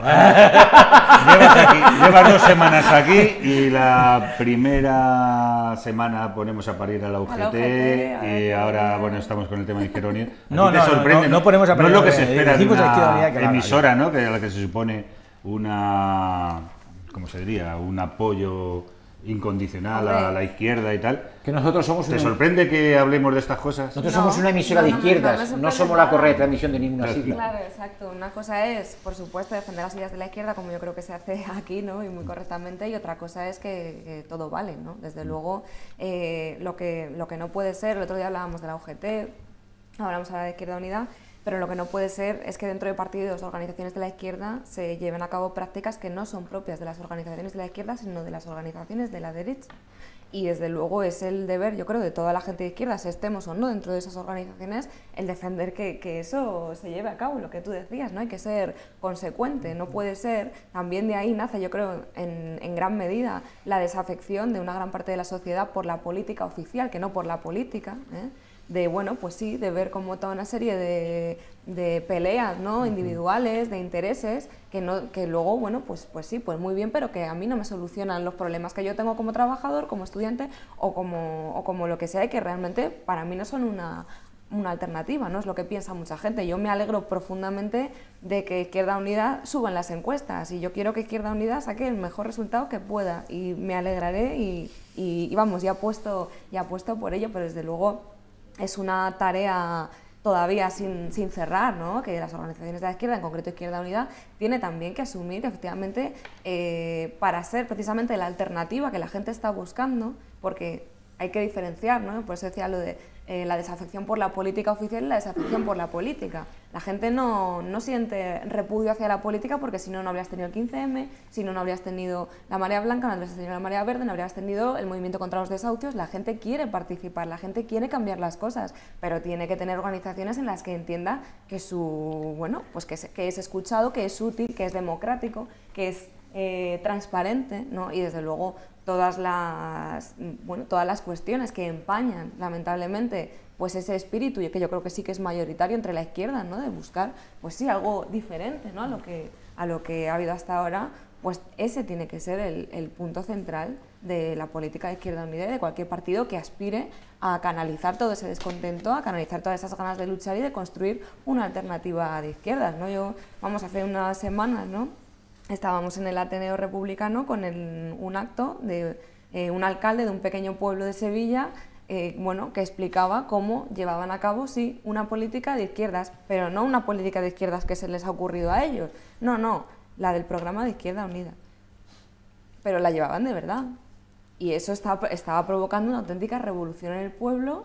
Y bueno, habían remunicipalizado servicios que estaban privatizados, habían mejorado las condiciones de los trabajadores que estaban en esos servicios, en fin, habían dado toda una serie de avances con todo lo limitado que es un pequeño pueblo de Sevilla. ¿No? Y el éxito de Izquierda Unida en Rivas es precisamente porque hasta ahora ha sido un municipio muy bien llevado, es decir, por Izquierda Unida, seguramente de los municipios mejor llevados. Pero lo que debería hacer Izquierda Unida es llevar hasta sus últimas consecuencias su programa. No, por eso la Asamblea ha dicho, oiga, si ha desaparecido 2 millones, alguien tendrá la culpa y hay que devolverlo. Lo lamentable es que el peso no esté en la Asamblea, sino en la burocracia. Gustavo, necesita la izquierda madrileña un lavado, un centrifugado. Mira, yo es que hay una cosa que tengo muy claro y precisamente voy a responder en esa línea, ¿no? Habéis hablado de unos señores, no sé, Reneses, Ángel Pérez, Moral o Morán Santín, yo no sé quiénes son, no me interesa y además es que ni quiero saberlo, ¿no? Y me pregunto qué sería de estos señores de no haber sido por la política. A lo mejor estaban de reponedores en el campo, que es una cosa muy digna, ¿no? Pero que no habrían vivido como viven. Mira, hay algo que desde la izquierda, y este caso de Izquierda Unida nos lo saca a colación, tenemos que tener presente, y es que cuando comparamos la preparación, por desgracia, de la gente que está desgobernando y saqueando este país, y lo confrontamos con la gente de izquierdas, es para echarse a llorar. Yo miro por el currículum, Soraya SS, la vicepresidenta de Gobierno, es abogada del Estado. María Dolores de Cospedal es abogada del Estado. Morán Santín es catedrático. Mariano... Sí, bueno, pero... Eso no quiere decir nada en la universidad se entra como y Fausto Fernández, maestro. Claro. En la universidad se entra como se entra. Mariano Rajoy es registrador. Aznar era inspector de Hacienda. Mira, la persona... Registrador de la propiedad. De la propiedad. No, como estamos hablando de las leyes de la... La persona que sobrevive a unas oposiciones de un cuerpo superior de la administración, o técnico de la administración, y no se vuelve loca, tiene un cerebro a prueba de bombas y combatir, y la prueba es la perversidad con la que esta gente está actuando y cómo nos las va colando. ¿Qué ocurre con esto? Bueno, que España necesita una pasada por la izquierda, pero lo que no puede ser es que la izquierda a las personas que destacan los va apartando. ¿Por qué? Porque la derecha tiene desgraciadamente más preparación, o al menos los que están en primer plano, y no tienen miedo de que les quiten el estatus que muchas personas metiéndose en partidos de izquierda esperan conseguir y desgraciadamente consiguen. A mí que no me venga Izquierda Unida a hablar de solidaridad de izquierdas, etcétera, porque me acuerdo de la pinza entre José María Aznar y Julio Anguita, cuando gobernaba el PSOE, y así llegó en gran parte al poder José María Aznar. Y hay una cosa que, sabéis que yo soy muy aficionado al boxeo, ¿no? Y una cosa es ver el boxeo desde fuera y otra cosa es subir a un ring. Cada día nos sorprende más. A mí me gustaría ver, es que iba a decir eso de como los toros de Jesulín de Ubrique, pero ya. A mí me gustaría ver al 15M, me gustaría ver a Izquierda Unida, a todos estos grupos, ¿no?, que han criticado tanto a la izquierda light que ha podido hacer el PSOE. Como bien sabéis, yo soy militante del Partido Socialista. Me gustaría ver al 15M y a Izquierda Unida soportando las presiones de la banca, soportando las llamadas del presidente de Estados Unidos, un país que te puede laminar apretando un botón diciendo no hagas esto, Zapatero. De los lobbies. Me gustaría ver a Izquierda Unida y al 15M recibiendo la llamada de Angela Merkel. A todos los que estamos aquí, a todos nos gustaría verlo, porque al PSOE ya lo hemos visto. Al PSOE ya lo hemos visto. Pues sí, pues me gustaría verlos recibiendo la llamada de Angela Merkel diciendo, oye, si haces esto, mañana no puedes pagar a los funcionarios. Me gustaría verlos aguantar las presiones que aguantó el Partido Socialista del Ejército, por ejemplo, cuando sacaron la ley de educación, aguantar a la conferencia episcopal, y sobre todo me gustaría mucho ver a Izquierda Unida y al 15M manejando la caja del dinero. Entonces veríamos qué izquierda es la realista que puede haber en este país. Yo quería decir solamente una cosa, mira, llevamos 20 siglos que conozcamos de la historia, otros planetas no tenemos todavía información, hemos estado siempre gobernados por gente responsable y coherente, y mira cómo estamos. ¿Por qué no nos dejan un tiempecillo a los irresponsables y a los incoherentes? Vamos a probarlo. Bueno, yo una cosa de la que has dicho, Gustavo... Te contesto por qué no. No, que no puedo pasar por... Es decir, el tema de que para gestionar bien la política hay que ser registrador de la propiedad... No digo eso, o abogado del Estado. Yo conozco personas, primero, que sin tener una carrera o una formación reglada, tienen una formación que le ha dado la vida muy importante, que además además de no ser registradores de la propiedad, son honradas, son personas honestas, es el elemento más honradas, no sé qué y tal, que tienen sentido común y que pueden, y que desde luego merecen mayor confianza. No lo decía por eso. No, es que ha podido sonar como... Que se tenga que obtener los puestos políticos por oposición. No quiero responder al tema no me refiero a eso. No me corresponde a mí. No me refiero a eso. Lo que me refiero Pero es algunos que, ya les hemos visto entre los grandes poderes. Vamos a ver. Como decía Nino, pues otros que vengan. Pero te lo contesto. Si yo he entendido lo que quieres decir. Se resistan. Es que vamos a ver, tú no puedes desde una formación política concebirla como una agencia de colocación en la cual voy a entrar desde las juventudes o nuevas de generaciones, lo llaman generaciones del PP, y ahí me voy a ir colocando ahora de consejero. Pues como Elena Valenciano no acaba su carrera y es la número 2 es terrible. del Partido Socialista. ¿Qué ocurre? Que cuando tienes delante a una persona que intelectualmente está mucho más preparada, te acaba dando la vuelta y te la acaba jugando. Lo que decía Nino, pues es verdad que gobiernen los irresponsables, los Quijotes y tal, pero esa gente suele ser gente muy inteligente. Las personas que son inteligentes... ¿Como nosotros? Las personas que son inteligentes y que son reflexivas suelen confiar en sus propios méritos, mientras que las personas de corte borbónica o lo que sea no son inteligentes ni reflexivos, pero son muy astutos y les faltan escrúpulos, entonces no la juegan. Por eso los irresponsables, la gente como nosotros, es muy difícil que alguna vez lleguemos a gobernar. Se pierde el mundo, lo que se pierde el mundo. Vamos a hablar ahora de dos personas que nunca se dejaron llevar por sus impulsos. Me refiero a Billy el Niño y al comisario Muñecas, que ahora mismo les han llamado para... Bueno, ha habido una jueza argentina que ha pedido la extradición de estos dos personajes, estos dos torturadores de la época del franquismo tardío, y que les han llamado para decir si están de acuerdo en irse a Argentina. Vamos, creo que han dicho que tienen otras cosas que hacer, que su agenda no les permite realizar un viaje hasta estas tierras, hasta Buenos Aires, y vamos a ver, porque es una pieza que ya pusimos, porque el compañero nuestro estuvo allí grabando a las puertas de la comparecencia de estos dos personajes.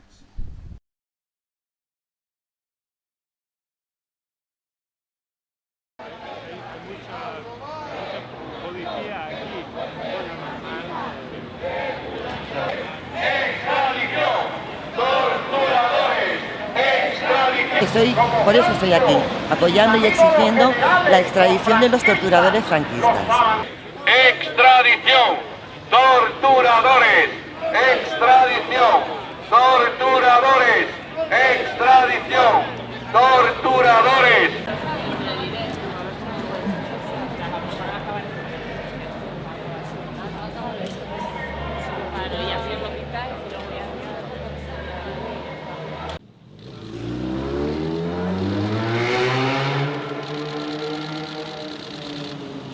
Vaya espectáculo. Coche oficial. En un coche oficial.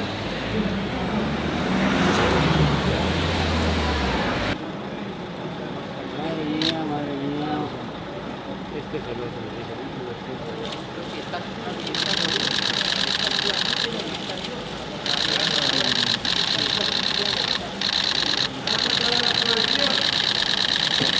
Si está en aquellos kilos de la Hemos sacado igual. Del 1.92 y el 1.2000. No me aprendo la ley. El derecho de información es fundamental en la Constitución española. Yo represento una asociación de víctimas del franquismo y tengo todo el derecho a esos periodistas a contarle lo que me dé la gana. No me estoy manifestando. Quiero informar a la prensa. Quiero repartirle a la prensa una información. No, quiero repartirle a la prensa una información. No, quiero hacerlo yo. Caballero, aquí no va a estar. ¿Por qué? Acompáñenos y que baje la prensa abajo. Yo quiero darnos. No, porque la estamos llamando.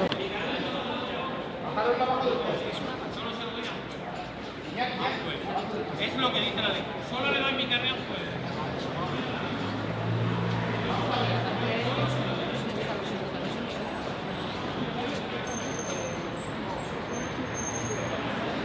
Bueno, lo que primero que quería decir que me parece intolerable la actitud que se ha tenido con la gente que se estaba manifestando aquí.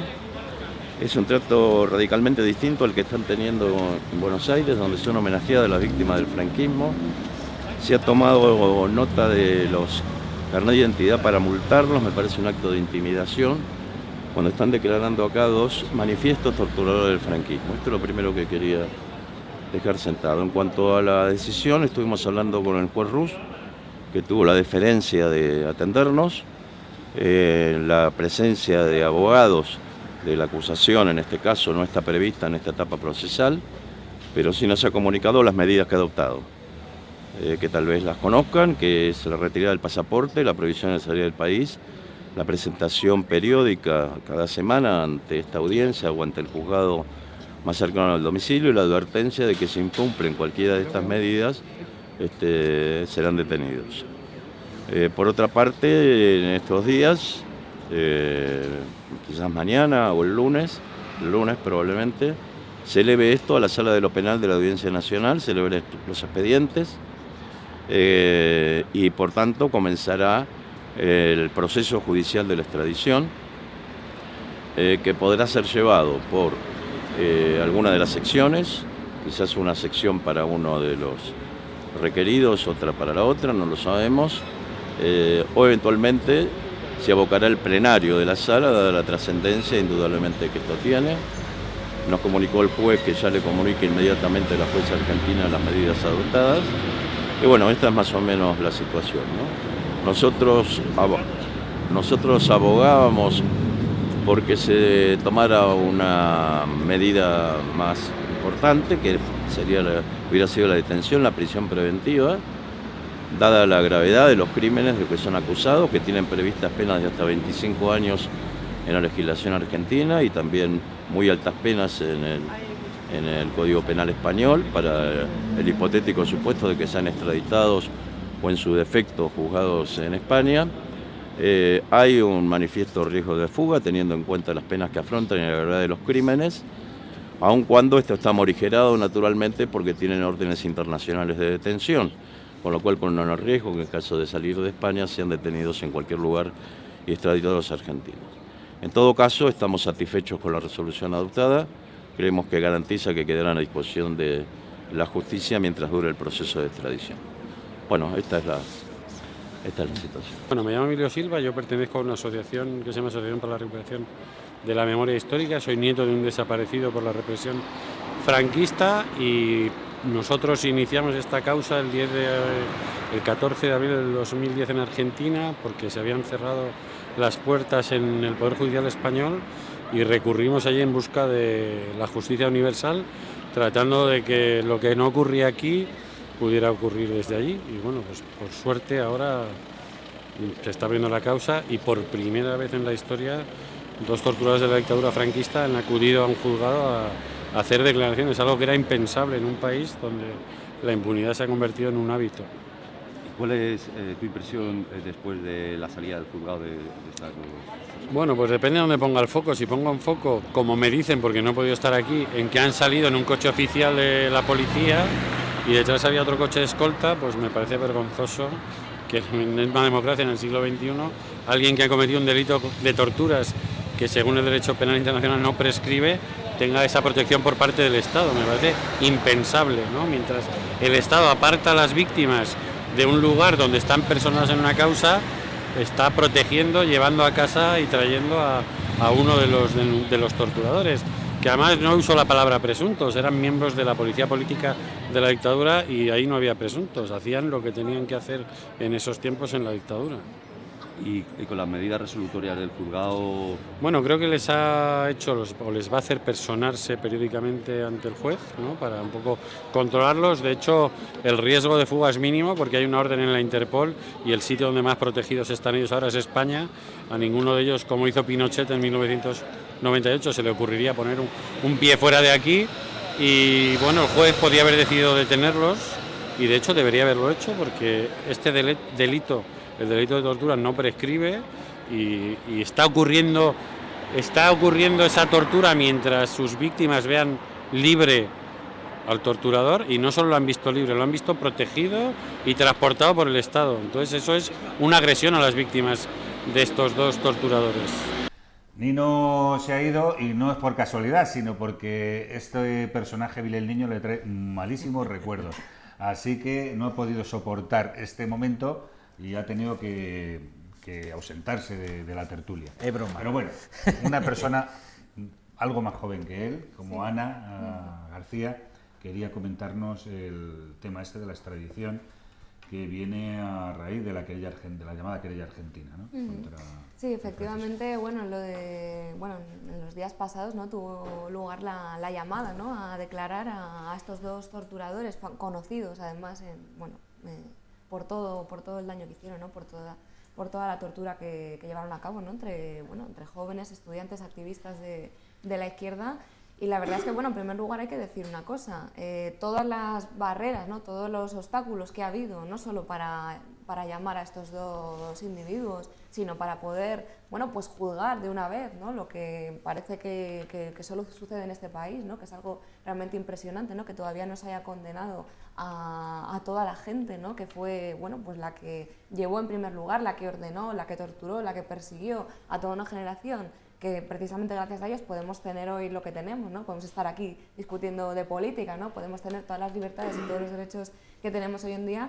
Pues no ha habido más que, como digo, problemas por parte del gobierno para que esto precisamente salga a la luz y se pueda juzgar como debería haberse hecho hace muchísimo tiempo. Y desde luego lo que revela, por supuesto, es cómo se permite, ¿no? Cómo se quiere tapar, cómo no se quiere sacar, a pesar de todo de todos los años que han pasado, ¿no? A pesar de la lucha, ¿no? De muchísima gente por recuperar esa memoria. El Partido Popular exactamente igual, que hacen todo, ¿no? Porque cuando decimos que los que están hoy en el poder son herederos del franquismo, a cada cosa que hacen lo demuestran más, ¿no?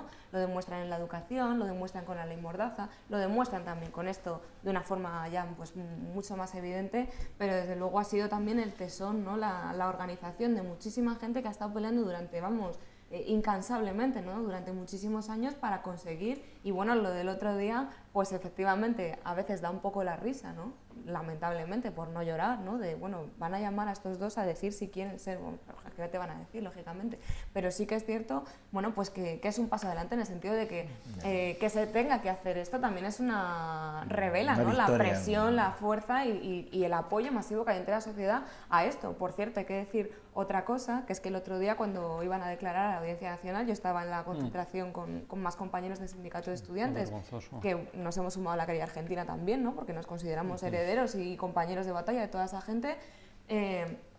Tuvimos que ser sacados a empujones por la policía de una concentración, bueno, pues absolutamente pacífica, ¿no? Que pedía que se juzgara y que se extraditara a estos dos criminales, bueno, pues de una forma pues que era obsceno casi, ¿no?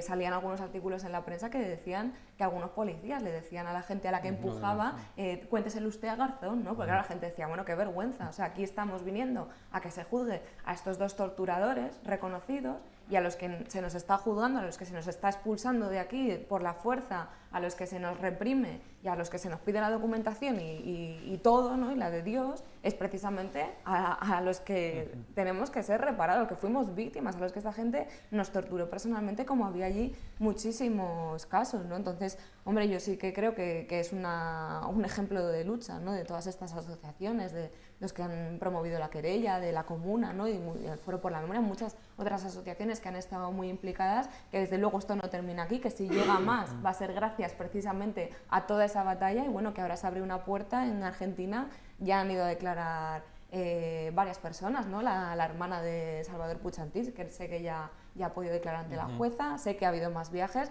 pero es increíble, ¿no? Y es vergonzoso que tengan que irse a Argentina precisamente a tener que pedir justicia en una cuestión tan sangrante, ¿no? Y que es una herida abierta todavía completamente en el Estado español también. En un minuto, Gustavo. Muy fácil. Mira, España es el segundo país del mundo con más desaparecidos y más fosas comunes. Y esto es reciente, o sea, esto no se crea porque sí, es un país en donde la Guardia Civil ha ametrallado trabajadores, ha perpetrado masacres, la de Río Tinto, infinidad de ellas, se ha torturado en comisarías, en cuartelillos, en prisiones. ¿Por qué? Bueno, pues porque este país está conformado como está conformado, lo vimos al inicio del programa, ¿no? Hay una oligarquía financiera, monopolística en muchos casos, y la única manera que han tenido de mantener ese estatus, porque además son unos inútiles, ha sido a través de la represión.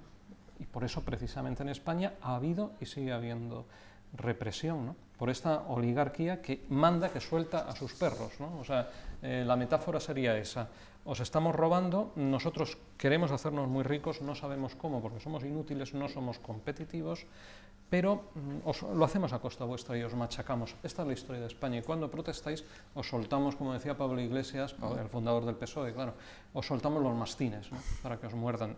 Esa es la foto finis, y esto es un reflejo. Para mayor oreja, este periodo de asesinatos y de torturas lo calificamos como un periodo de extraordinaria placidez, ¿no? Yo supongo que, no sé si lo decía antes o después de ir a misa, me da igual, me parece una inmoralidad propia de un sujeto como él. Bueno, Rafa. Sí, no, yo solamente, primero insistir en que es una victoria muy importante, es decir... sobre la comparecencia, que iban embozados... Yo juro que nunca pensé que se llegase ni siquiera a ese punto. Es decir, y eso a mí me da una gran desesperanza. Sí, pero lo ha hecho Argentina. No, bueno, sí, igual que aquí se empezó el tema argentino, se empezó el tema chileno, etcétera, etcétera. Luego ya, pero se empezó aquí el tema argentino gracias a las Madres de Mayo que estaban ahí. Aquí Argentina se ha empezado gracias a la insistencia de las víctimas del franquismo, que han estado ahí, dale que te pego, hasta que lo han conseguido. Yo creo además que, francamente, como tú has dicho bien lo de los mastines, etcétera, yo creo que lo que está viendo, y simplemente lo dejo aquí porque no vamos a entrar a discutirlo, lo que está viendo es, por un lado, los oligarcas se han dado cuenta de que la cosa no se va a parar.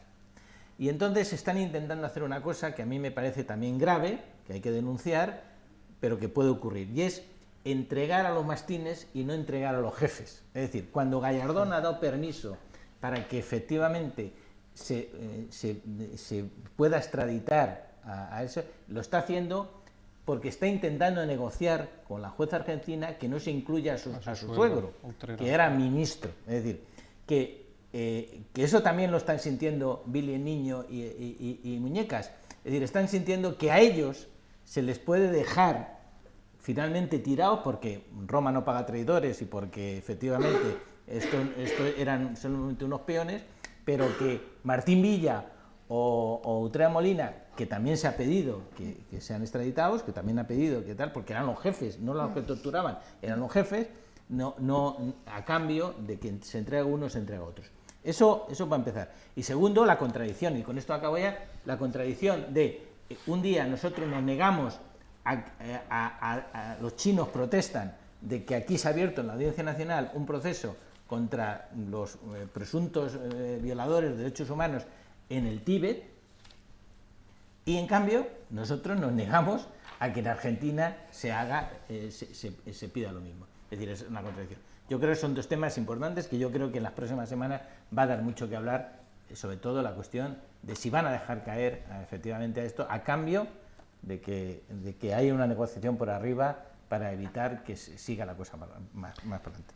Bueno, pues la idea de la que vamos a hablar ahora a continuación es una idea sin duda genial, propia de un registrador de la propiedad y de un supernumerario del Opus Dei, que es acabar con el paro haciendo a los parados vigilantes de seguridad, vigilantes privados.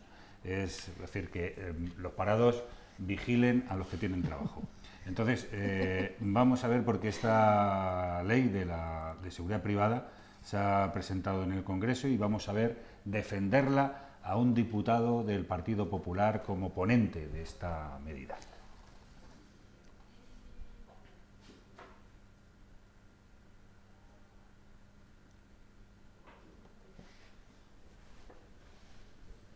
Cuando nos digáis. Aquí vamos de presión. Dale, comentas tú. ¿Ya? La derecha española... No, entra primero. Yo. Y para hablar de este tema, para comentar lo que plantea el Partido Popular con esta nueva medida, va a iniciar Gustavo Vidal. Pues mira, se podría utilizar un símil, ¿no? La derecha ha vuelto a atacar, simplemente se podría decir así. Es otro apretón de clavijas con esta nueva ley, por llamarla de alguna manera, de seguridad privada, lo que de por sí ya es una contradicción, porque la seguridad tiene que ser pública cuando la da el Estado. Eso de seguridad privada es una cosa muy extraña, y este apretón de clavijas tiene una especie de santísima trinidad, entre comillas, que sería el negocio, es decir, aquí hay mucho negocio que hacer con empresas privadas. Otro aspecto de esa tríada sería un ataque a las libertades. Esto es fundamental, es decir, cuando a un pueblo le estás robando, cuando le estás saqueando, le tienes que reprimir, ¿no? Y sobre todo tienes que reprimirlo con elementos que no razonen mucho, que vengan de ese mismo pueblo, pero que no razonen mucho. Y luego es un primer capítulo, que esto yo creo que les está bien empleado, de la privatización progresiva de la Policía y la Guardia Civil. La Policía y la Guardia Civil tienen muy interiorizado eso de yo lo que hago no me gusta, pero obedezco órdenes. Bueno, pues ahora te jorobas, por no decirlo de otra manera, porque esto es como lo de los ovnis, ya están aquí, ya los tenéis ahí dentro. Poco a poco os irán suplantando, y llegará un momento en el que quizá hasta la misma policía la acaben privatizando. De cualquier manera, yo voy a dar solamente lo que serían las pinceladas jurídicas de esto, ¿no? Porque es un tema que da bastante de sí. La ley la traigo aquí, me la he estado leyendo, es una ley bastante espesa, empieza como toda exposición de motivos, como todo preámbulo, intentando justificarlo. Las exposiciones de motivos no son normativas, ¿no? Es un poco la razón por la que existe esa ley, y utiliza pues, el típico lenguaje ampuloso, hipócrita de la derecha, ¿no? De la seguridad es fundamental para nuestras libertades, y todo ese lenguaje que ellos manejan, ¿no? Esa terminología de sobaco de sacristía, ¿no? Tan hipócrita. Esta ley es muy inquietante, ¿sabes? Hay algunos aspectos que realmente dices, bueno, nos va a obligar a afrontar una serie de situaciones peligrosas. Sin ánimo de desmerecer a nadie, yo creo que todos sabemos lo que es un seguritas. No es un portero de discoteca, pero desde luego no tiene la formación de un policía o un guardia civil. Hay policías buenos, hay policías malos, hay policías macarras, hay policías educados, pero un policía, en primer lugar, se tira un año o año y pico preparando una oposición en la que le forman con una serie de temas, ¿no? Derecho constitucional, administrativo, es decir, eso mal que bien de alguna manera le permea, le cala, no creo que mucho, pero le cala. Mucho, lo que decimos. Parece que no, pero algo, es un poco como la religión que dimos en el colegio, que bueno, pero algo nos ha calado, ¿no? Aparte de eso, bueno, un policía tiene que tener una cierta preparación, una serie de carnets de conducir. Tras aprobar la oposición van un año de academia, van un año a la academia y luego tienen un año de prácticas, es decir, tienen 3 años de formación. Un seguritas... Estos que vemos aporrear ahí en la manifestación, bueno, luego, estos que están en prácticas o... Luego puede ocurrir que la Son gente... becarios. La gente se embrutece, como todo, ¿no? Pero en cierta medida esa formación la tienes. Un vigilante de seguridad tiene un curso bastante chorra y luego un examen en el que supongo que aprueban todos. Creo que la diferencia está ahí, pero el problema es que esta ley confiere categoría de agente de la autoridad a un vigilante jurado. O sea, esto es una salvajada. Que vayamos ahora mismo por los jardines del Retiro, o por los jardines de Aranjuez, o por cualquier lugar, y nos salga un señor que es agente de la autoridad porque ha hecho un cursillo de 3 meses, esto es una auténtica salvajada. Coño, como Torrente. Sí, es que vamos a tener un montón de torrentes, pero encima revestidos de esa protección penal. La ley también tiene otros aspectos muy inquietantes, por ejemplo, permite detener, no retener, permite detener a estos, que los seguritas detengan a la gente. La detención es una cosa muy seria, detener es que te priven de tu libertad ambulatoria. De hecho, hay un delito en el Código Penal que es detenciones ilegales. O sea, que tú puedas ir por un sitio y no te detengan es más importante de lo que parece. Bueno, pues ahora un individuo de estos, mal pagado, mal formado y posiblemente muy frustrado, se le hace creer que es alguien y tiene potestad para pedirte la documentación e identificarte. Tiene la posibilidad de detenerte. El artículo 41.1 los permite, ni más ni menos, la persecución de los delincuentes, aunque no guarden relación con las personas o bienes objetos. Se les da un campo de actuación que es alrededor de las zonas, ¿no?, de las zonas perimetrales. O sea, a lo mejor un señor que está de seguritas en Galerías Preciadas, bueno, en el Corte Inglés, pues puede patrullar por las calles de alrededor, te puede pedir la documentación. Yo creo que todos nosotros, bueno, sobre todo los que ya tenemos ciertos años, sabemos aquello de que cuando a un español le das una gorra se cree que es general. Esto lo vamos a estar viendo, ¿no? A mí me parece terrible. Sí, Tienen le das un chuzo y una gorra... Y se creen que es general. Tienen también unas competencias para vigilar las zonas perimetrales de alrededor de las prisiones. Yo creo que van a tardar poco en ir sustituyendo progresivamente a funcionarios de prisiones vigilantes, porque las empresas van a querer comerse este pastel, ¿no? Es simplemente una manifestación más del desprecio hacia las libertades, de la codicia desmedida que tiene la derecha, que pasa por todo, por encima de todo, y lamentablemente, como yo decía antes, conocen muy bien la psicología del español, o sea, es que nos conocen muy bien. Y dotar de autoridad a, no quiero usar el término ganapán, pero a una persona que se ha metido a vigilante jurado porque no podía encontrar otra cosa, porque no tenía formación, me parece terrible, y encima yo creo que en algunos aspectos les va a dar votos, mientras a los demás nos va a restar libertades. Es una auténtica salvajada. Por cierto, y para concluir, también les dan la potestad no solo de vigilar polígonos industriales y urbanizaciones, todo lo que es la urbanización, claro, con aquello de que el que quiera seguridad que se la pague, sino además las vías de uso común de estos lugares, o sea, absolutamente demenciales. Han creado una policía barata, bueno, para que unos cuantos empresarios se forren, unas personas no formadas, y además un nuevo ataque a las libertades para lo de siempre, para hacer caja los 4 sinvergüenzas de siempre. Antes de ir a misa. Eso vamos a ver, hablando de los que van a misa y de los que se van a forrar. ¿Tú querías decir algo sobre esto? Sí, no, yo creo que efectivamente la ley tiene un factor importante que tiene que ver con el tema de la privatización de la sanidad, con la privatización de la enseñanza, etcétera. Es decir, son nichos públicos que las empresas privadas... nicho había que mandarlos. Nicho había que mandarlos a muchos. Están intentando entrar precisamente para forrarse, es decir, para tener negocio. El tema de dos detalles solamente. El tema de las empresas de seguridad, yo recuerdo que empezó en la época de Barrio Nuevo, con el PSOE, un señor que se llamaba San Cristóbal, fue el primer lobby de las empresas de seguridad, que entonces representaba a algunos, sobre todo magnates árabes, que estaban instalados en Marbella. Yo recuerdo, conocí a Rifat el-Assad, hermano mayor del presidente sirio ahora mismo, tal, que él quería montar una empresa de seguridad y estuvo haciendo presión para que se hiciera esto. Es decir, él quería prácticamente montar un ejército privado para su propia protección. Él había comprado Puerto Banús entero, es decir, no creía que había comprado Puerto Banús y quería instalar, digamos, una seguridad en Puerto Banús privada, y entonces quiso montar esto y en aquel momento no lo consiguió. Esto es simplemente lo que están haciendo ahora. ¿Y quién es el lobby ahora más importante del tema de la seguridad? Es Jaime Mayor Oreja. Es decir, yo desde que estaba en Interview, por ejemplo, en los años 90, yo escribí los primeros reportajes de las empresas de seguridad en las cuales estaban en su consejo de administración Jaime Mayor Oreja y su familia,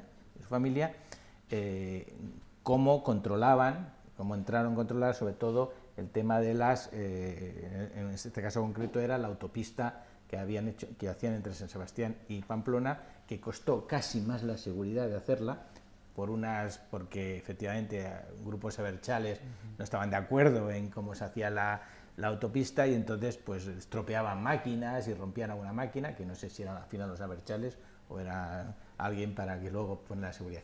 Costó casi más la seguridad que la autopista. Entonces, Jaime Mayor Oreja desde el principio está metido en estas empresas de seguridad, es el principal lobby de esto, que luego lo potenció cuando le nombraron ministro de Interior, lógicamente, y desde entonces ha estado dirigiendo por alguna manera este sector. ¿Qué ha pasado? Pues bueno, lo que habéis contado, es decir, ETA ha dejado la lucha armada, es decir, no hay tanto problema ya en esto. Hicieron una primera propuesta que a alguna gente no le parecía mal, de utilizar estas empresas de seguridad para proteger a las mujeres maltratadas, es decir, no salió porque gran parte de las asociaciones de mujeres maltratadas dijeron que era peor casi, es decir, que cuidado que esta gente no nos venga a nosotros a defender, etcétera.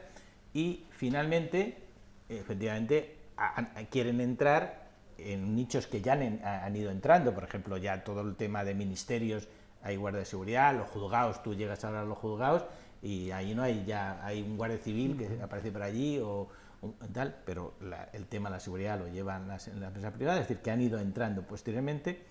Recuerdo, por ejemplo, otro lobby importante del tema de seguridad, Enrique Sánchez, presidente de la Fundación del Real Madrid y por lo tanto muy ligado también a las grandes constructoras, que también todos, Florentino Pérez, etcétera, todos tienen grandes intereses en el tema de la seguridad tal. Hay que recordar que Enrique Sánchez, y con esto termino, fue el compañero de viaje de Ignacio González en su viaje a Sudáfrica, donde se gastaron 6.000 euros, en el caso del presidente madrileño, 6.000 euros, que dijo que es que lo tenía en su casa y se los había llevado para gastárselos, es decir, no figuraba en ningún sitio porque los había guardado en su casa y por lo tanto se los gastaba.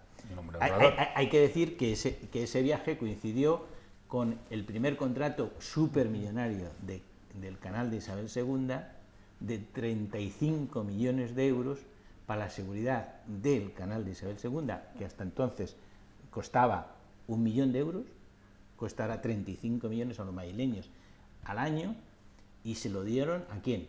A Segurisa de Enrique Sánchez. Es decir, que nada en esto es normal, es decir, es un gran negocio como el tema de la sanidad, como el tema de la edad, que ellos están intentando entrar porque ya efectivamente los capitalistas ya no se dedican a hacer sus fábricas y a producir cosas para vender, sino lo que quieren es el Estado, es decir, los negocios que tiene el Estado, que son los que dan dinero, claro, y sin tener que trabajar. Bueno, Ana, ¿qué te parece este tema de la ley de seguridad privada y todo lo que está alrededor? Todo lo que concierne, pues vamos, yo estoy muy de acuerdo, ¿no? Está claro que es un primer paso que tiene como intención dar muchos más, ¿no? En el futuro, y que no se va a quedar en, pues eso, en las urbanizaciones, sino que la intención es, pues eso, hacer una privatización encubierta también de eso. Y si es cierto que todos los servicios que el Partido Popular está intentando privatizar son puntos muy sensibles, todos ellos de alguna forma, ¿no? Pero, hombre, también, si quieres, en un momento de movilización social, ¿no? Como lo que estamos viendo ahora, yo creo que todavía más. A mí me da mucho miedo pensar que pueda venir el día de mañana una agencia de seguridad privada a desahuciar a no sé quién, o que pueda venir a una manifestación o qué tal, porque obviamente, aparte por supuesto de las peores condiciones para los trabajadores, también de la responsabilidad, ¿no? Que no es la misma evidentemente la que tiene un funcionario que la que tiene una persona que trabaja para una empresa privada. A mí la verdad se me ponen los pelos de punta, ¿no? De pensar que esa situación se pueda llegar a dar, aparte encima llenando los bolsillos de sus jefes, y que evidentemente si sus jefes les pagan harán lo que sus jefes les digan, ¿no? Que yo creo que también ahí hay una intencionalidad clara. Yo creo que además en el Estado español es conocido, ¿no? Que muchas de las grandes empresas de seguridad son empresas que son de fascistas declarados, pero no solo sus jefes, sino grupos organizados de fascistas, ¿no? Bueno, no quiero decir con eso que todas sean así, pero desde luego es un peligro, ¿no? Muy, que es completamente inaceptable, ¿no? Según mi punto de vista, y que, la idea de que lo planteen de una forma además tan abierta y tan sin ningún problema me parece, de juzgado de guardia, que es que cuando lees la noticia está todo el mundo escandalizado de a dónde vamos a parar, o sea, hasta la policía ya, ¿no? Ya nos queda absolutamente nada, ¿no? Entonces, yo no comparto para nada, desde luego, y creo que hay que estar muy alerta, porque está claro que este gobierno no se ha puesto ningún límite, o sea, quieren ir hasta el final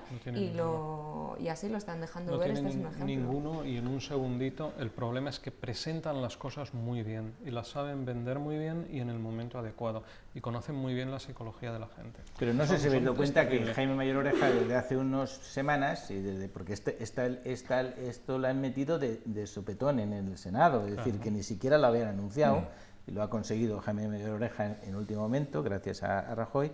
No sé si os dais cuenta que ya no apoya tanto a las víctimas del terrorismo. Bueno, es decir, que tiene que ver también con el hecho de que a cambio de pasta tú no metas caña tanto en esas cuestiones. Pero son muy cristianos. Bueno, eso que no se nos vamos a despedir con el tema que empezábamos el programa, que es el caso del grupo reincidente de uno de sus miembros, de Fernando Madina, que fue detenido en Miami cuando iba en tránsito para tocar en el Festival Mundial de la Juventud en Quito, en Ecuador. Y como, homenaje a este grupo, vamos a dejaros con su último vídeo, que se llama Asalto. Señor director, como dice nuestro compañero de Telesur, Walter, ya puede disponer de las cámaras.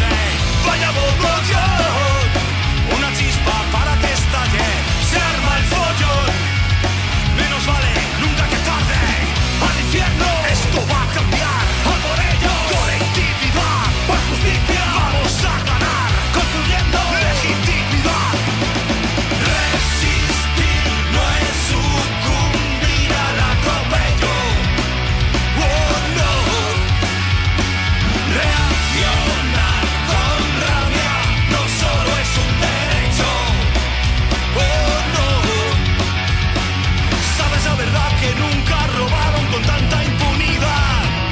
Sabes que es veraz que nos han